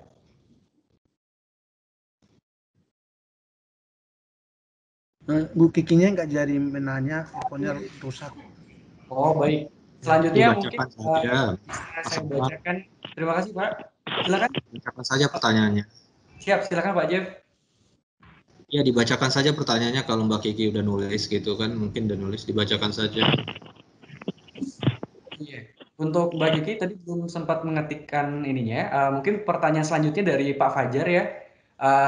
Dokter, apakah terdapat surat keterangan atau medical declaration yang dikeluarkan oleh rumah sakit kepada orang yang telah sembuh dari COVID-19 sehingga dapat menjadi acuan oleh perusahaan atau pekerja yang telah sembuh tersebut? Terima kasih. Iya, terima kasih Pak. Iya, jadi memang nanti kalau pasien-pasien yang sembuh itu dari rumah sakit akan memberikan semacam surat keterangan ya bahwa pasien ini sudah dinyatakan sembuh. Jadi itu ada memang surat keterangan yang bisa dipakai karena kalau mau berjalan keluar kota atau berpergian kan juga kalau di tes rapid ternyata masih positif kan suka menjadi dilema ya. Jadi biasanya rumah sakit akan mengeluarkan surat keterangan. Baik, terima kasih dokter atas jawabannya. Terima kasih dokter atas materi yang telah disampaikan. Karena keterbatasan waktu, kita akan dilanjutkan kepada materi yang selanjutnya ya dokter ya. Dari Baik. materi yang disampaikan oleh dokter dapat disimpulkan bahwa terdapat beberapa hal yang harus diperhatikan terkait dengan penanganan COVID. Yang pertama adalah untuk gejalanya, kemudian ada dari derajat risikonya, hingga sampai ke penanganan hingga sampai sembuh. Jadi kurang lebih seperti itu ya dokter. Ya. Baik, kepada rekan-rekan yang ini masih bertanya terkait dengan materi dokter Sinta dapat diketikkan pada kolom chat dan kemudian akan kita recap dan kita sampaikan kepada dokter Sinta. Terima kasih kepada dokter Sinta materi yang telah disampaikan. Sama-sama. Siap, mari. Terima kasih. Selanjutnya adalah materi dari dokter Niko yang akan menyampaikan terkait dengan kesehatan selama pandemi. Jadi akan disampaikan CV-nya. Berikut adalah CV dari Dr. Niko Pradana Hardiansyah, SPOT. Dr. Niko lahir di Bagan Si Api-Api tanggal 13 Mei tahun 1987 yang mendapatkan pendidikan dokter spesialisnya dari Fakultas Kedokteran Universitas Indonesia yang saat ini menjadi dokter spesialis ortopedi di Rumah Sakit Dr. Abdul Rajak Salemba. Kepada Dr. Niko, waktu dan tempat dipersilahkan.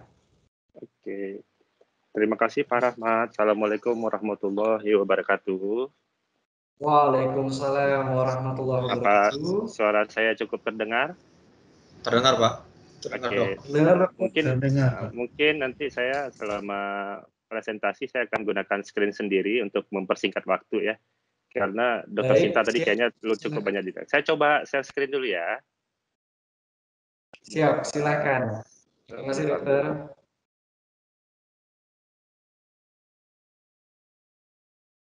Coba share. Apakah sudah ter-share belum? Masih loading. Oke, sudah tampil dokter. Silakan. Sudah muncul, berarti memang benar 2 menit ya. 2 detik ya.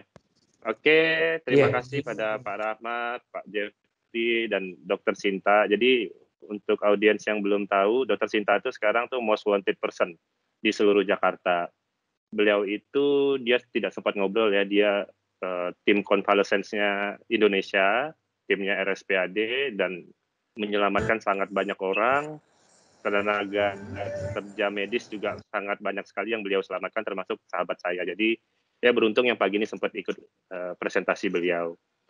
Jadi pada presentasi saya ini sebenarnya santai-santai aja, tidak terlalu banyak hal-hal yang rumit. Jadi saya sifatnya hanya sedikit share. Jadi saya percepat saja. Oke. Oke, sebenarnya gini, ketika kita bicara mengenai pandemi COVID, orang itu sering lupa bahwa yang berada di rumah, yang sedang isolasi mandiri, sedang menjaga jarak itu juga berpotensi untuk terkena penyakit. Jadi pada pandemi COVID ini, kalau di bidang saya tuh ortopedi ya, bedah tulang. Kasusnya itu bisa berasal dari pasien-pasien COVID yang dirawat, ataupun pasien-pasien sehat yang ada di rumah karena takut tertular, akhirnya aktivitas dominan dilakukan di rumah sehingga masalah-masalah akan muncul. Ya, semua juga udah tahu ya, segala sesuatu yang kita kerjakan sebaik apapun jika dikerjakan secara berlebihan maka hasilnya tidak akan baik. Jadi keluhannya ini muncul karena apa? Ya, karena nomor satu tidak banyak bergerak di rumah, kalau bahasa gaulnya sekarang leyeh-leyeh, mager. Oke. Yang kedua, terlalu banyak bergerak, sakit juga tuh tulang-tulang dan otot-ototnya. Umumnya sih yang dikeluhkan pasien itu adalah nyeri dan gangguan. Oke, kalau mungkin Pak Rahmat bisa bantu jika suara saya putus-putus atau tampilan slide-nya delay, mohon diinfokan ya. Jadi, lancar oke. Pak Dokter. Oke, jadi nyeri itu adalah suatu perasaan yang dirasakan subjektif oleh pasien itu. Jadi ketika seorang dokter didatangi oleh seorang pasien bilang, "Dok, leher saya nyeri tuh." Tidak boleh seorang dokter bilang, enggak nyeri kok itu. Kalau Anda kelihatan baik-baik aja, tuh Ibu bagus-bagus aja tuh, nggak boleh kayak begitu. Karena nyeri itu subjektif. Jadi antara Pak Rahmat sama Pak Jeffrey ini kalau saya misalnya cubit, yang satu teriak, yang satu keenakan. Bisa jadi kayak begitu kan, kita nggak tahu. Jadi terkadang nyeri itu tidak dikatakan oleh pasien tapi terlihat. Contohnya seperti apa? Ya, ini lihat aja nih pada contoh animasi yang saya sampaikan. Ini animasi ini berupa foto, tanpa dia bicara pun kita sudah tahu something wrong di punggungnya. Oleh karena itu ketika Bapak datang ke poliklinik dokter, dokternya ngeliatin dari awal Bapak atau Ibu masuk, jangan tersinggung.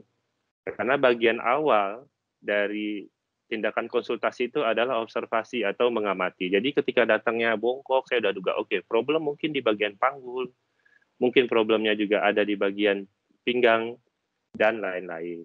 Penyebabnya bisa jadi lebih dari satu sumber. Jadi nyeri ini adalah problem yang hampir dikeluhkan semua pasien yang datang ke saya 8 bulan terakhir atau setelah pandemi COVID dimulai. Kebetulan saya juga dokter bedah tulang di Rumah Sakit Sulianti Saroso Pusat Infeksi. Jadi kasus pertama infeksi COVID yang dideklarasikan di Indonesia itu ada di rumah sakit saya dulu. Makanya tuh ya saya udah tahu lah kalau selama masa pandemi ini sakitnya itu ya aneh-aneh, nanti kita akan lihat. Oke, faktor resikonya kita tinggalin aja, saya udah jelasin tadi. Oke, yang paling sering itu ada di bagian tubuh bagian atas. Kenapa? Karena kecenderungan orang selama pandemi ini dia akan bekerja dalam kondisi duduk. Jadi nyerinya itu akan dapat mulai dirasakan dari leher, bahu, siku, tangan. Intinya semua yang bergerak berpotensi untuk menjadi sakit selama masa pandemi ini. Kenapa bisa sakit? Seperti yang saya jelaskan tadi, karena ya either dia tidak digerakkan atau digerakkan secara berlebihan. Oke, kita akan lihat. Yang pertama, yang paling sering datang itu adalah sakit pada punggung atas, di bawah leher. Itu biasanya terjadi karena di rumah bersih-bersih. Mungkin videonya agak delay ya, tapi mungkin akan bisa cukup nangkep. Ini adalah problem. Ketika kita beres-beres di rumah, maka terjadi bagian punggung bagian atas. Videonya udah stop atau masih play di sana ya? Sudah stop, dokter.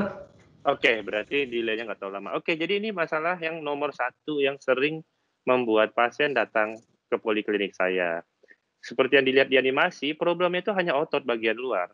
Cuma lihat, di bagian dalamnya itu ada paru-paru, ada jantung, sehingga nyeri yang timbul pada otot bagian belakang ini, ditambah lagi dalam kondisi pandemi ini orang menjadi parno, maka pasien tuh bisa datang dan keluhan sesak napas loh. Bisa banget. Nanti saya akan jelasin contoh-contohnya. Oke, yang kedua, pada bagian tangan, siku. Ini karena gerakan berlebihan. Jadi siku kita itu ada bagian dalam, ada bagian luar. Dua-duanya bisa saja terjadi radang karena digunakan berlebihan atau digunakan dalam posisi yang tidak benar. Biasanya ibu-ibu karena menyapu, nyuci, atau kaum bapak-bapak seperti saya yang terpaksa zaman sekarang ya disuruh nyapu. Kalau nggak pilihannya gendong anak, mendingan saya nyapu. Oke.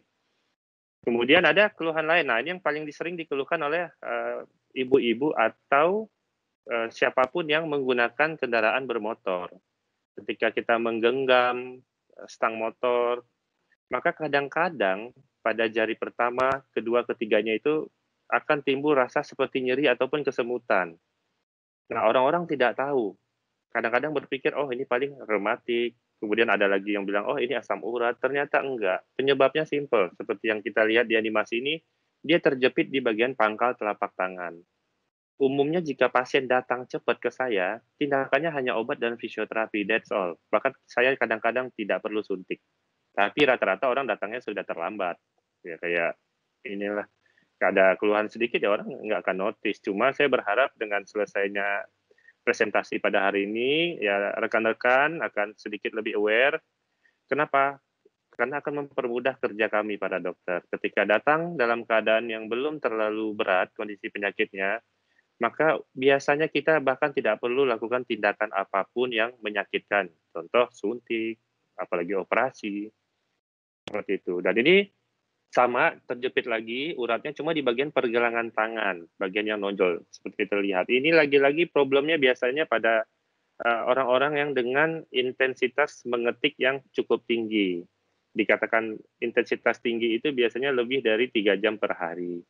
Nah, ini kadang-kadang muncul nyeri pada awal-awalnya orang nggak tahu itu sakit.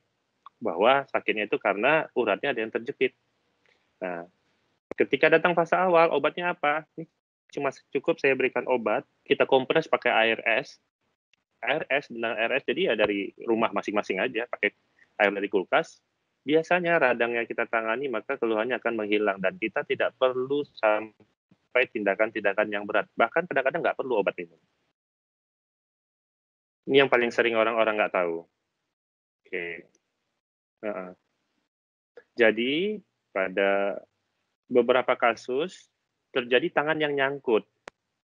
Dikira ini ada asam urat, dikira ada rematik. Ternyata penyebabnya cuma simpel bahwa dia nyangkut di bagian punggung dari urat-urat tersebut. Oke. Nah, ini saya mau cek nih, ini kita ikut peserta webinarnya ada 41. Saya yakin nih duduknya posisinya semua posisi mantap nih, seperti yang kursor saya ini yang paling kiri. Jika duduknya seperti yang paling kiri ini ya segera benerin. Karena kenapa? Anda berpotensi untuk jadi pasien saya mungkin 5-6 tahun lagi. Dan apesnya 5-6 tahun lagi belum tentu Anda lagi udah masih di PT GAS tuh. Bisa jadi udah nggak ada, jadi nggak di cover lagi sakit. Jadi yang benar itu adalah posisi yang kanan bawah, duduk dengan tegap. Posisi yang tengah bawah ini posisi menyontek. Jadi ya sebenarnya sakit-sakit yang muncul pada hari ini biasanya mungkin disebabkan oleh kesalahan Anda ini 5 atau 6 tahun yang lalu. Nih, simple. Oke, ini yang paling sering ditanyakan, dok, saraf saya kejepit. Sebenarnya apa sih saraf-saraf kejepit itu? Sebenarnya gini, seperti yang di video animasi ini, tulang belakang kita tuh punya satu bantalan putih. Dalamnya ada bantalan yang lebih warna biru. Pada biasanya karena jatuh, karena posisi yang duduk yang salah, maka dia akan menjepit komponen yang berwarna kuning yang di belakang. Ini jadi ketika ini terjepit, sarafnya akan meradang, sehingga ya dia akan menimbulkan keluhan seperti menjalar ke kaki. Umumnya sih seperti itu. Jika datangnya lebih cepat, maka ini tidak perlu tindakan operasi. Cukup kita berikan obat, fisioterapi, lalu kadang-kadang pada beberapa kasus kita cukup lakukan penyuntikan. Kita akan kasih lihat nanti slide-nya seperti apa. Jadi ini, ketika Anda bekerja dalam posisi yang seperti ada di dalam skema ini, maka Anda sudah berhemat. Hemat dalam arti Anda sudah menghindari keluar biaya untuk ketemu saya 5 atau 6 tahun lagi. Karena ini posisi yang sangat penting. Slide ini saya sudah bagikan ya, mungkin nanti Pak Rahmat untuk keperluan edukasi, slide ini dapat dibagikan karena posisi menentukan prestasi dan kesehatan. Jadi jika Anda duduk tidak benar sekarang, mungkin keluhannya nggak muncul sekarang. Mungkin 5 tahun lagi, mungkin 6 tahun lagi. Tergantung amal ibadah. Oke, ini ada cara-cara duduk yang benar, cara-cara duduk yang salah, kemudian tidak semata-mata karena posisi duduk aja. Kadang-kadang aktivitas kita juga menentukan apakah badan kita akan rentan cedera atau tidak. Seperti yang pada skema ini, bergambar terlihat, even hanya permasalahan sepele seperti memasang tali sepatu, itu dapat menyebabkan kita cedera. Ini salah satu pasien saya ada yang datang dengan keluhan HNP atau terjepit saraf di punggung karena hanya salah posisi masang sepatunya. Tapi kesalahan ini dia lakukan mungkin dalam 1 tahun terakhir, sehingga efeknya menjadi seperti efek gunung es. Muncul, kemudian badannya sudah tidak sanggup lagi menahan beban, akhirnya menjadi kolaps. Oke, saya bahas sedikit tentang kecelakaan kerja, karena ini yang paling sering menjadi mispersepsi di bagian teman-teman dari karyawan, terutama dari BUMN. Jadi kecelakaan kerja itu sebenarnya kecelakaan yang terjadi sewaktu pergi kerja, sewaktu bekerja, dan sewaktu pulang kerja. Dan yang paling sering orang lupa bahwa kecelakaan kerja itu adalah kecelakaan yang terjadi ketika Anda melakukan sesuatu yang berhubungan dengan pekerjaan Anda. Contoh, ketika Anda nih lagi lihat webinar nih, amit-amit contohnya ini aja ekstrim aja, gempa. Anda terlibat sama sesuatu kecelakaan kerja, walaupun ada webinar dari rumah, seperti itu. Jadi kenapa hal ini menjadi penting? Karena umumnya orang menjadi salah kaprah. Hal ini nanti akan berhubungan sama jaminan dari perusahaan, segala macam. Karena contoh, saraf kejepit, apakah itu bisa didefinisikan kecelakaan kerja? Jawabannya bisa. Apakah jika Anda datang cepat ke saya akan mencegah tindakan operasi? Jawabannya sangat bisa. Jadi nanti kita akan lihat sebenarnya apa sih komponen-komponen yang penting yang berguna untuk karyawan ketika kita berhubungan sama kondisi yang mengharuskan kita bekerja dalam kondisi yang berbahaya. Nanti kita akan lihat. Oke, ini ada contoh kecelakaan kerja yang paling sering terjadi adalah kecelakaan yang terjadi pada bagian tangan. Jadi ini biasanya dilakukan pada orang-orang yang berhubungan dengan mesin-mesin pekerjaan lapangan. Jadi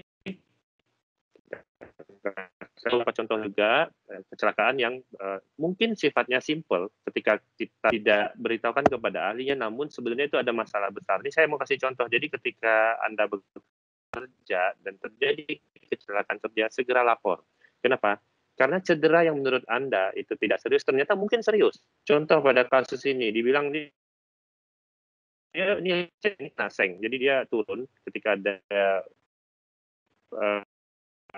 kantor terkena seng pembatas. Seng itu kayak semacam ini ya, tahu lah seng ya.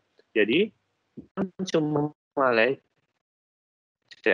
cuma dokter aware dan saya boleh kirim fotonya, ini ada saya nggak berani buka, apakah saya boleh jahit atau saya kirim ke dokter. Mungkin lihat pada foto ini ada satu struktur yang sebelah kanan bulat kayak pipa, itu ada pembuluh darah terbesar di badan kita. Dan ini ketemu pencipta lebih awal. Kenapa? Karena semua aliran darah akan terhenti. Ini ada satu lagi contoh kecelakaan kerja. Ini tertiban alat berat masuk ke dalam konstruksi mesin. Kita lihat jarinya sudah betul-betul sudah terlihat lah. Nah, ini saya perlu sampaikan di sini ketika Bapak-bapak, ibu-ibu sekalian menemui hal ini di tempat kerja, segera bawa ke rumah sakit, jangan di-delay. Karena saya akan kasih tahu, mungkin setelah melihat foto ini Anda akan jarinya, jempolnya selamat nggak sih ini? Nanti kita akan lihat di akhir slide ini, saya akan bahas. Oke, ini ada satu contoh lain, jepit terputus. Mungkin kalau dilihatnya agak serem ya. Saya mohon maaf sebelumnya, semua topik yang berhubungan sama luka terbuka, saya mohon jangan di-capture, karena nanti akan berpotensi bikin orang takut aja. Ini adalah contoh sapam. Ini sapam dari rumah sakit Bunda, kecelakaan kerja, dia digiles mobil, putus jarinya, datang ke saya dalam waktu mungkin hanya setengah jam, cukup cepat. Nah, nanti kita akan lihat, ketika datang dalam waktu yang tepat, kemungkinan besar dokternya masih bisa tolong loh. Oke, saya akan bahas sedikit tentang alat pelindung diri. Jadi ini mungkin sudah lihat, ini ada bagian dan pemateri sendiri di masing-masing internal perusahaan. Saya tidak akan bahas lebih panjang, namun saya mau kasih tahu bahwa sekarang ada bahaya baru loh di tempat kerja yang sudah disampaikan oleh Dokter Cinta, yaitu penularan COVID.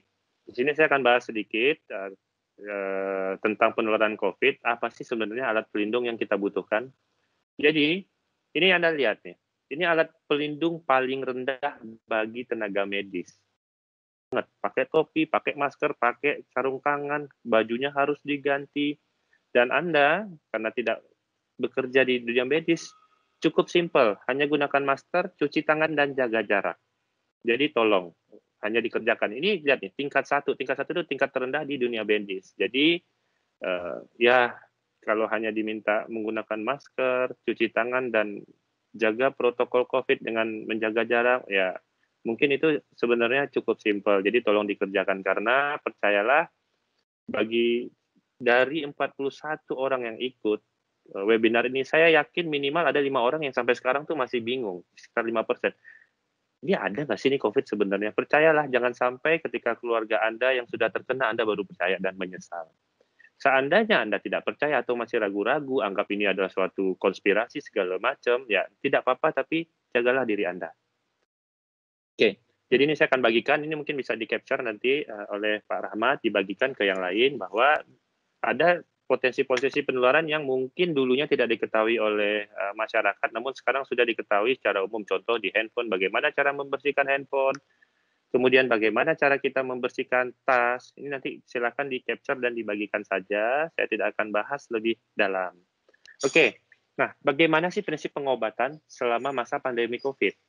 Intinya simple, jadi pengobatan tidak berbeda jauh dengan kondisi sebelum COVID, namun pada saat seperti ini, tim dokter biasanya sedikit lebih agresif.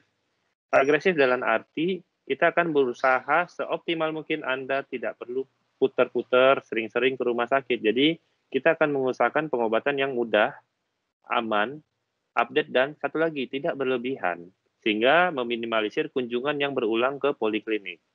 Pilihan pengobatannya itu nomor satu adalah nih, lihat. Ternyata pengobatan nomor satu selama pandemi itu adalah perbaiki pola kerja. Jadi perbaiki posisi duduk di tempat kerja, gimana caranya bekerja dengan aman, gunakan alat pelindung diri, dan ada beberapa pengobatan yang diberikan oleh dokter. Contoh obat minum, obat suntikan, latihan fisioterapi, dan beberapa tindakan operasi. Ini sebagai contoh, ada salah satu pasien dengan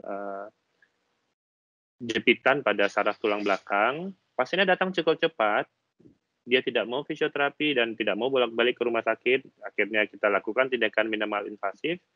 Jadi pada nyeri HNP atau jepitannya kita laser. Tidak semua pasien bisa kita kerjakan. Umumnya yang bisa kita kerjakan seperti ini hanya pasien-pasien yang datang dengan kondisi awal dan cepat. Sehingga sekarang ya seperti yang lihat di foto ini, pengobatan saraf kejepit itu udah nggak kayak zaman dulu lagi. Jadi kita bisa pengobatan minimal invasif. Jika datangnya tepat, pasien bahkan nggak perlu dirawat. Kita kerjakan jam 10 pagi, jam 2 sudah pulang, sore udah bisa aktivitas jalan-jalan ke mall. Pakai masker berarti ya. Oke. Ini ada beberapa kasus lagi. Pengapuran tulang. Zaman dulu kita operasi darahnya juga berceceran, belepotan kemana-mana. Sekarang, pada orang-orang yang tidak mau tindakan operasi karena takut di masa pandemi, kita ada alternatif. Sarafnya aja kita matikan. Jadi sakitnya itu tidak berubah, tidak sembuh, tapi nyerinya yang kita tangani. Sehingga apa efeknya, implikasinya? Jadi pasien nggak perlu minum obat selama di rumah. Setidaknya menunggu pandemi ini selesai sehingga pengobatannya kita lakukan jauh-jauh lebih aman. Ini adalah operasi pada tulang belakang. Dulu kita lakukan operasi besar, kita lihat ini punggungnya kita robek, pasang pen segala macam. Sekarang kita sudah bisa kerjakan dengan minimal invasif. Jadi luka dengan sedikit, hanya sedikit lukanya 1-3 cm. Ini yang bius dokter Sinta kemarin jago banget nih. Pasiennya habis operasi enak. Ini lihat muka ibu ini, lihat setting belakangnya adalah setting ICU. Jadi pasiennya ini operasi besar tulang punggung, selesai jam 7 malam, jam 8 pagi sudah bisa berdiri di ICU, sorenya pulang. Jadi dengan kemajuan teknologi ya bersyukurlah. Bapak-bapak dan ibu-ibu ini sakitnya zaman sekarang. Kalau zaman dulu ya tadi, seperti tadi operasinya dibuka dengan operasi yang besar, darahnya banyak, resikonya tinggi. Saat ini juga resikonya ya cukup minimal. Sekarang ada beberapa kasus, contoh penggantian sendi panggul. Zaman dulu tuh operasinya sangat besar. Pasien bisa seminggu dirawat di rumah sakit. Sekarang dengan kemajuan teknologi, ya lukanya hanya 2 sayatan jari, kita bisa masukkan alat yang sangat besar dan panjang. Karena ada kemajuan teknologi di sini. Sehingga pasiennya, ini sama, saya biasa operasi sore, ini pada besok harinya sudah pulang dan bisa berjalan. Jadi angka kunjungan dan angka perawatan pasien di rumah sakit dapat kita minimalisir apabila pengobatan yang kita berikan tepat dan terupdate. Ini yang kasus yang tadi, kita lihat jempolnya, ini datang ke saya langsung operasi dalam 4 jam pertama, kita operasinya pakai mikroskop dan tangannya selamat. Kita bisa bentuk lagi tangannya. Ini ada yang kaki, kasus yang kaki sama lagi, ini datangnya sekitar 5 jam, dekat karena dari Menteng. Kita berhasil sambung dengan menggunakan bantuan mikroskop dan kakinya tersambung total semuanya. Jadi bukan dokternya yang hebat, bukan rumah sakitnya yang hebat, tapi pasiennya yang hebat karena dia bisa datang di saat yang tepat. Jadi untuk tindakan penyambungan anggota gerak ini di Rajak sudah dapat kita lakukan karena alatnya lengkap. Kita punya X-ray intraoperasi, kita punya mikroskop, dan kita punya alat-alat yang dibutuhkan termasuk dokter bius yang standby 24 jam. Jadi ini pertanyaan yang paling sering datang ke saya. Setelah selesai saya tangani keluhannya, datang ke saya, dok, sebenarnya saya udah boleh kerja atau enggak? Jadi saya masukkan sedikit slide-nya untuk sekedar mengingatkan ke yang lain-lain. Mungkin di sini juga ada supervisor. Jadi ketika saya putuskan Anda untuk dapat kembali bekerja, saya meng-ACC, saya harus betul-betul yakin bahwa Anda tidak akan menimbulkan resiko bagi diri Anda sendiri, tidak menimbulkan resiko bagi teman-teman Anda yang ada di lingkungan kerja, dan terakhir tidak menimbulkan resiko pada lingkungan pekerjaan. Jadi jangan marah kalau misalnya pada kasus-kasus tertentu, misalnya infeksi hanya pada jari, saya tidak izinkan Anda bekerja. Dok, ini kan cuma jempol, dok. Gitu. Saya bisa masuk. Iya, betul, Pak, jempol. Cuma ini karena kejadiannya Bapak masuk tangannya ke dalam mesin. Karena resiko tinggi infeksi. Ketika Bapak bekerja, Bapak bisa bawa infeksi ke teman-teman Bapak. Bapak bisa merugikan orang lain, jadi saya nggak izinkan bekerja. Kadang-kadang yang malah agak-agak bersih tegang itu justru ya supervisornya, saya mohon maaf, karena tidak mengerti. Ya, tidak salah orang kadang tidak mengerti. Berpikir, dok, itu luka cuma di jari doang, kenapa nggak boleh kerja? Ini keenakan, bolos. Tidak. Ada aspek lain yang harus saya jaga, yaitu aspek penularan bagi pekerja dan lingkungan. Karena, ya kebetulan saya bilang, saya kerjanya di rumah sakit pusat infeksi. Banyak hal-hal kecil yang mungkin tidak masuk akal, karena Bapak atau Ibu tidak pernah dengar, kejadian. Banyak sekali. Jadi sebaiknya kita menjaga. Kenapa? Karena jika terjadi wabah atau satu pasien menginfeksi pasien lain di tempat kerja, maka produktivitas perusahaan secara umum akan menurun. Oke, ini ada kita. Dasarnya itu ada. Bagaimana kita menentukan seorang pasien itu boleh kembali bekerja, tidak menimbulkan resiko bagi orang lain, atau kita rekomendasikan untuk diganti tupoksinya atau digantikan pekerjaan yang dilakukannya. Jadi ada semuanya. Oke, terima kasih. Sekian yang saya sampaikan. Mungkin saya bikin simple karena formatnya hari ini saya hanya sedikit share aja. Selalu ingat pesan saya bahwa jangan berkerumun. Saya pada pertemuan kali ini vaksin sudah akan mungkin muncul per akhir Januari. Jadi Februari vaksin akan diedarkan mungkin secara massal. Jadi bersabarlah, hanya tinggal 2 bulan atau 3 bulan lagi. Memang tidak serta-merta ketika dapat vaksin, kasus ini pasti turun, belum tentu, tapi setidaknya ada harapan. Jadi yang ingin liburan akhir tahun, yang ingin pergian keluar kota, mohon untuk ditunda dulu. Sedikit lagi, kita sama-sama bersabar. Oke, Assalamualaikum warahmatullahi wabarakatuh. Waalaikumsalam warahmatullahi wabarakatuh. Terima kasih banyak dokter atas materi yang telah disampaikan. Selanjutnya kita akan buka sesi Q&A buat rekan-rekan PLI. Bagi yang ingin bertanya dipersilahkan. Boleh diketikkan di kolom komentar maupun raise hand. Silakan.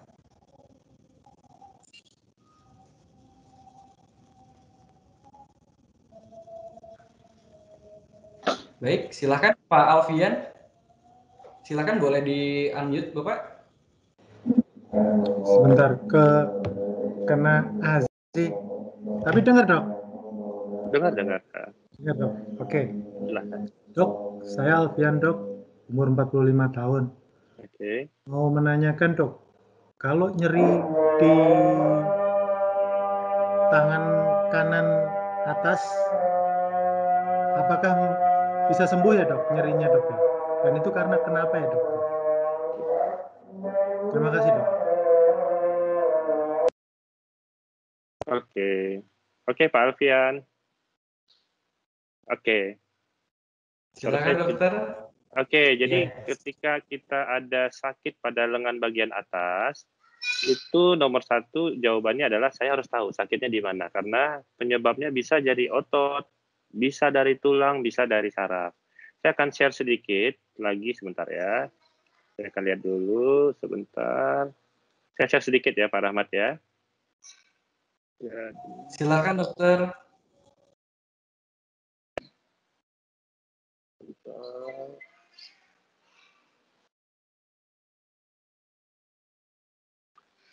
Biar mengerti. Ini kelihatan nggak ya? Pak Rahmat, kelihatan nggak nih? Ada tengkorak manusia kelihatan? Sudah terlihat, dokter? Iya, ya. Jadi segini Pak, jadi tangan kita itu adalah struktur yang sangat rumit. Seperti yang saya lihat ini, yang Bapak lihat itu sekarang itu adalah yang simple. Sebentar ya, saya kasih tahu. Jadi ini selalu saya beritahukan ke pasien-pasien saya bahwa yang Anda lihat itu selalu yang seperti ini. Tuh, lihat ya. Ada kulit manusia, badan. Jadi sakit itu bisa berasal dari telapak tangan, bisa berasal dari tangan bagian bawah, dan tangan bagian atas, serta bahu. Jadi contoh saya anggap mungkin Anda sakit, tadi Bapak Alfian sakitnya mungkin di sekitar bahu ya, sekitar sini. Ini kalau Bapak buka di dalam, Bapak lihat, itu ada otot yang sangat banyak. Kemudian ada pembuluh darah yang sangat banyak. Ototnya aja di sini mungkin ada sekitar 6 lapis. Di dalam itu juga ada sendi dan ada yang benda yang berwarna kuning itu syaraf. Di dalamnya lagi ada yang namanya pembuluh darah.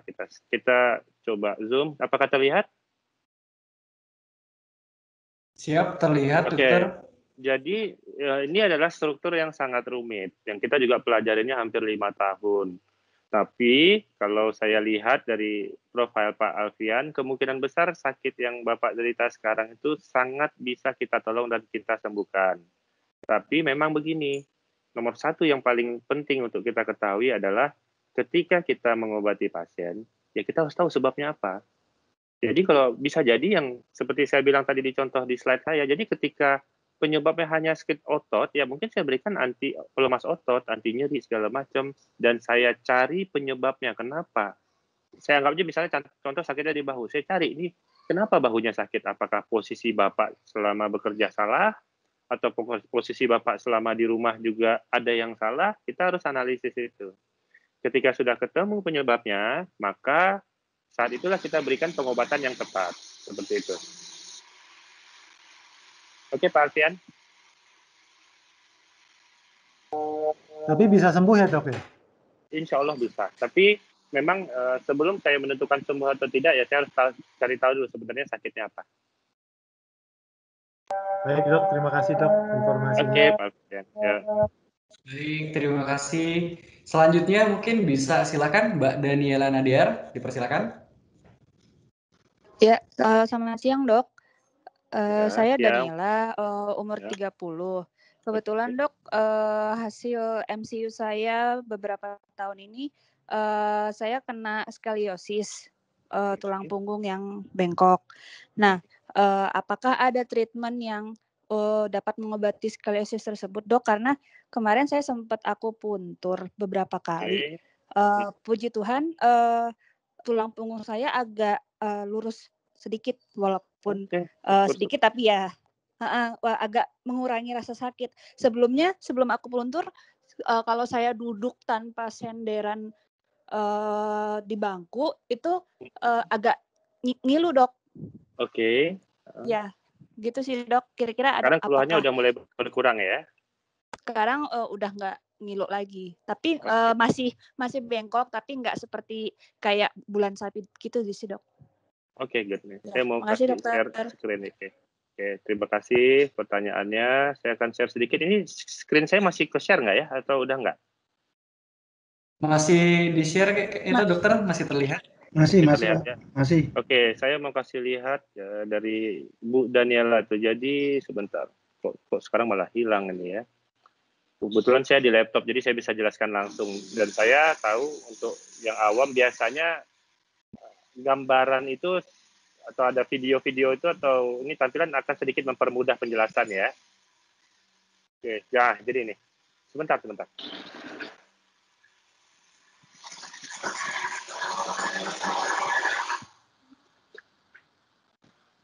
Oke, udah terlihat jelas sekarang?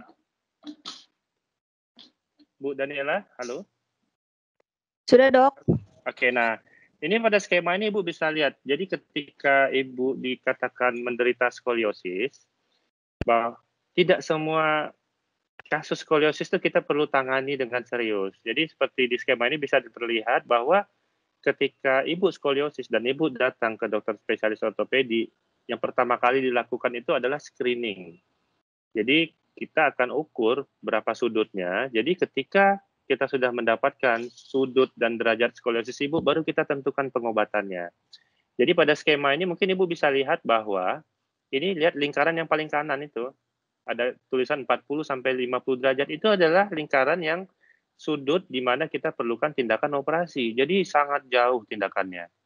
Jadi kalau saya lihat dari keterangan Ibu Daniela itu, kemungkinan besar kurva Ibu masih di bawah 25 derajat. Dan apabila terjadi perbaikan secara klinis, kemungkinan besar Ibu tidak perlu untuk mendapatkan tindakan-tindakan yang menyakitkan, contoh operasi. Jadi mungkin kita akan bahas secara private, karena kenapa? Karena kurva skoliosis dan lain-lain itu hal-hal yang sifatnya pribadi. Mungkin nanti Ibu saya akan berikan nomor kontak saya. Namun secara umum skoliosis itu apabila terjadi pada wanita-wanita dan terdeteksi lebih awal, umumnya kita paling mentok cukup hanya menggunakan brace dan fisioterapi. Perlu diingat bahwa fisioterapi tidak selamanya perlu dilakukan di rumah sakit, Bu. Jadi kita ada beberapa gerakan yang dapat kita kerjakan di rumah, sehingga Ibu juga otot-ototnya akan terjaga. Jadi seperti yang mungkin Ibu belum pernah tahu, ketika otot-otot punggung kita kuat, maka resiko skoliosis untuk menjadi bertambah berat akan semakin mengecil. Seperti itu ya, Bu ya. Kalau untuk ibu hamil, apakah ada resikonya, Dok? Kalau untuk ibu hamil, memang ada beberapa resiko. Kenapa? Karena nomor satu, terjadi peningkatan tekanan di dalam perut. Kenapa? Karena ada dedek bayi, itu sangat simpel. Yang kedua, ketika kita hamil, maka tubuh wanita itu secara alamiah akan terjadi beberapa penyesuaian. Contoh, ya jantung yang biasanya pompa hanya untuk ibu, tiba-tiba harus pompa untuk dedek bayi juga. Begitu juga dengan tulang punggung. Ketika tulang punggung yang biasanya melengkung dengan normal, maka dia akan ada beberapa yang dia adjust, dia sesuaikan untuk menyediakan space untuk si dedek bayi. Nah, pada orang-orang yang skoliosis seperti apa? Kita tunda untuk screening skoliosisnya terlebih dahulu. Selagi ibu tidak punya keluhan yang sifatnya mengancam nyawa, seperti sesak nafas hebat, kemudian ada perasaan nyeri yang terus-menerus hingga mengganggu tidur, maka kita dapat menunda screening dan pengobatan di skoliosisnya hingga si dedek lahir. Sampai sejauh ini tindakannya selalu aman. Maksud saya selama proses hamil hingga melahirkan, umumnya pasien-pasien skoliosis tidak akan mengalami gangguan. Bahkan ada beberapa pasien yang datang dan kontrol dengan tepat waktu dan rutin, proses kelahiran dapat dilakukan secara normal tanpa perlu seksi atau operasi. Gitu Bu Dani. Oke, terima kasih dokter. Ya, oke, terima kasih. Baik Semoga dokter, sehat. ada pertanyaan terakhir dokter dari Mas Faisal Rahmat. Silakan Mas Faisal. Baik, terima kasih Pak Rahmat. Izin bertanya dok terkait dengan keluhan yang biasanya diterima ketika orang bekerja. Jadi saya Faisal, usia 26. Jadi ketika kita selesai bekerja, terutama biasanya di dekat komputer itu kan jari agak lemas dok, atau biasanya sering membunyikan atau menjentikan jari. Itu apakah sebenarnya secara jangka panjang ada efek samping yang berbahaya? Terima kasih dok. Oke, terima. Mas Faisal, umur 26 tahun udah kerja di perusahaan bagus, hebat. Congrats ya sebelumnya ya. Dan pertanyaannya ini adalah pertanyaan yang membuat saya hampir nggak lulus bedah tulang dulu. Itu pertanyaan simple yang kita semuanya mungkin Bapak bisa searching, itu nggak ada jawabannya. Hingga akhirnya karena saya ditanyain, saya harus ketemu. Jadi maksud Bapak mungkin begini ya, seperti itu ya, sampai bunyi. Sebenarnya, ya, betul dok, seperti itu. Ya, sebelum kita tahu apakah itu berbahaya atau tidak, kita harus tahu sebenarnya bunyinya karena apa kan. Maka saya bilang, saya sampai searching berbagai jurnal, nggak ada yang jelasin, sampai ketemu satu jurnal keluaran Jepang. Makanya saya bingung, orang Jepang tuh yang aneh-aneh itu dia tertarik buat teliti, itu kurang kerjaan kali ya. Jadi ternyata bunyi ini muncul, penyebabnya ada dua Pak. Pertama karena gesekan dari nitrogen. Yang kedua adalah pergeseran dari urat-urat yang ada di bagian sendi. Dan sampai sekarang tidak ada yang melakukan penelitian. Berapa kali sih sebenarnya jumlah yang normal untuk kita bunyikan? Karena pada prinsipnya sebenarnya membunyikan sendi-sendi kecil itu hingga berbunyi itu adalah bagian dari stretching. Dan itu ketika kita sudah bicara masalah stretching, maka tiap-tiap orang akan mempunyai batas yang berbeda. Saya bikin simpel. Bapak pernah nonton Fandom? Itu kan kakinya bisa dilurusin tuh, yang di kaki. Jadi dia bisa meluruskan kakinya ke bagian samping kiri dan kanan. Yang kita, orang normal, belum tentu bisa. Kalau kita mau meluruskan seperti itu, kita perlu latihan rutin, mungkin 2-3 bulan. Dan hal yang sama juga berlaku ketika kita bunyikan. Jadi sampai sekarang tidak ada patokan. Berapa lama sih kita boleh normalnya bisa membunyikan sendi-sendi kecil kita, dan pertanyaannya apakah itu berbahaya atau tidak? Tidak. Kenapa? Karena yang membunyikan adalah diri sendiri. Jadi ketika kita membunyikan sendi kecil secara mandiri atau diri sendiri yang bunyikan, itu maka ada faktor proteksi yang kita kerjakan. Artinya kalau sudah terlalu sakit kita akan stop.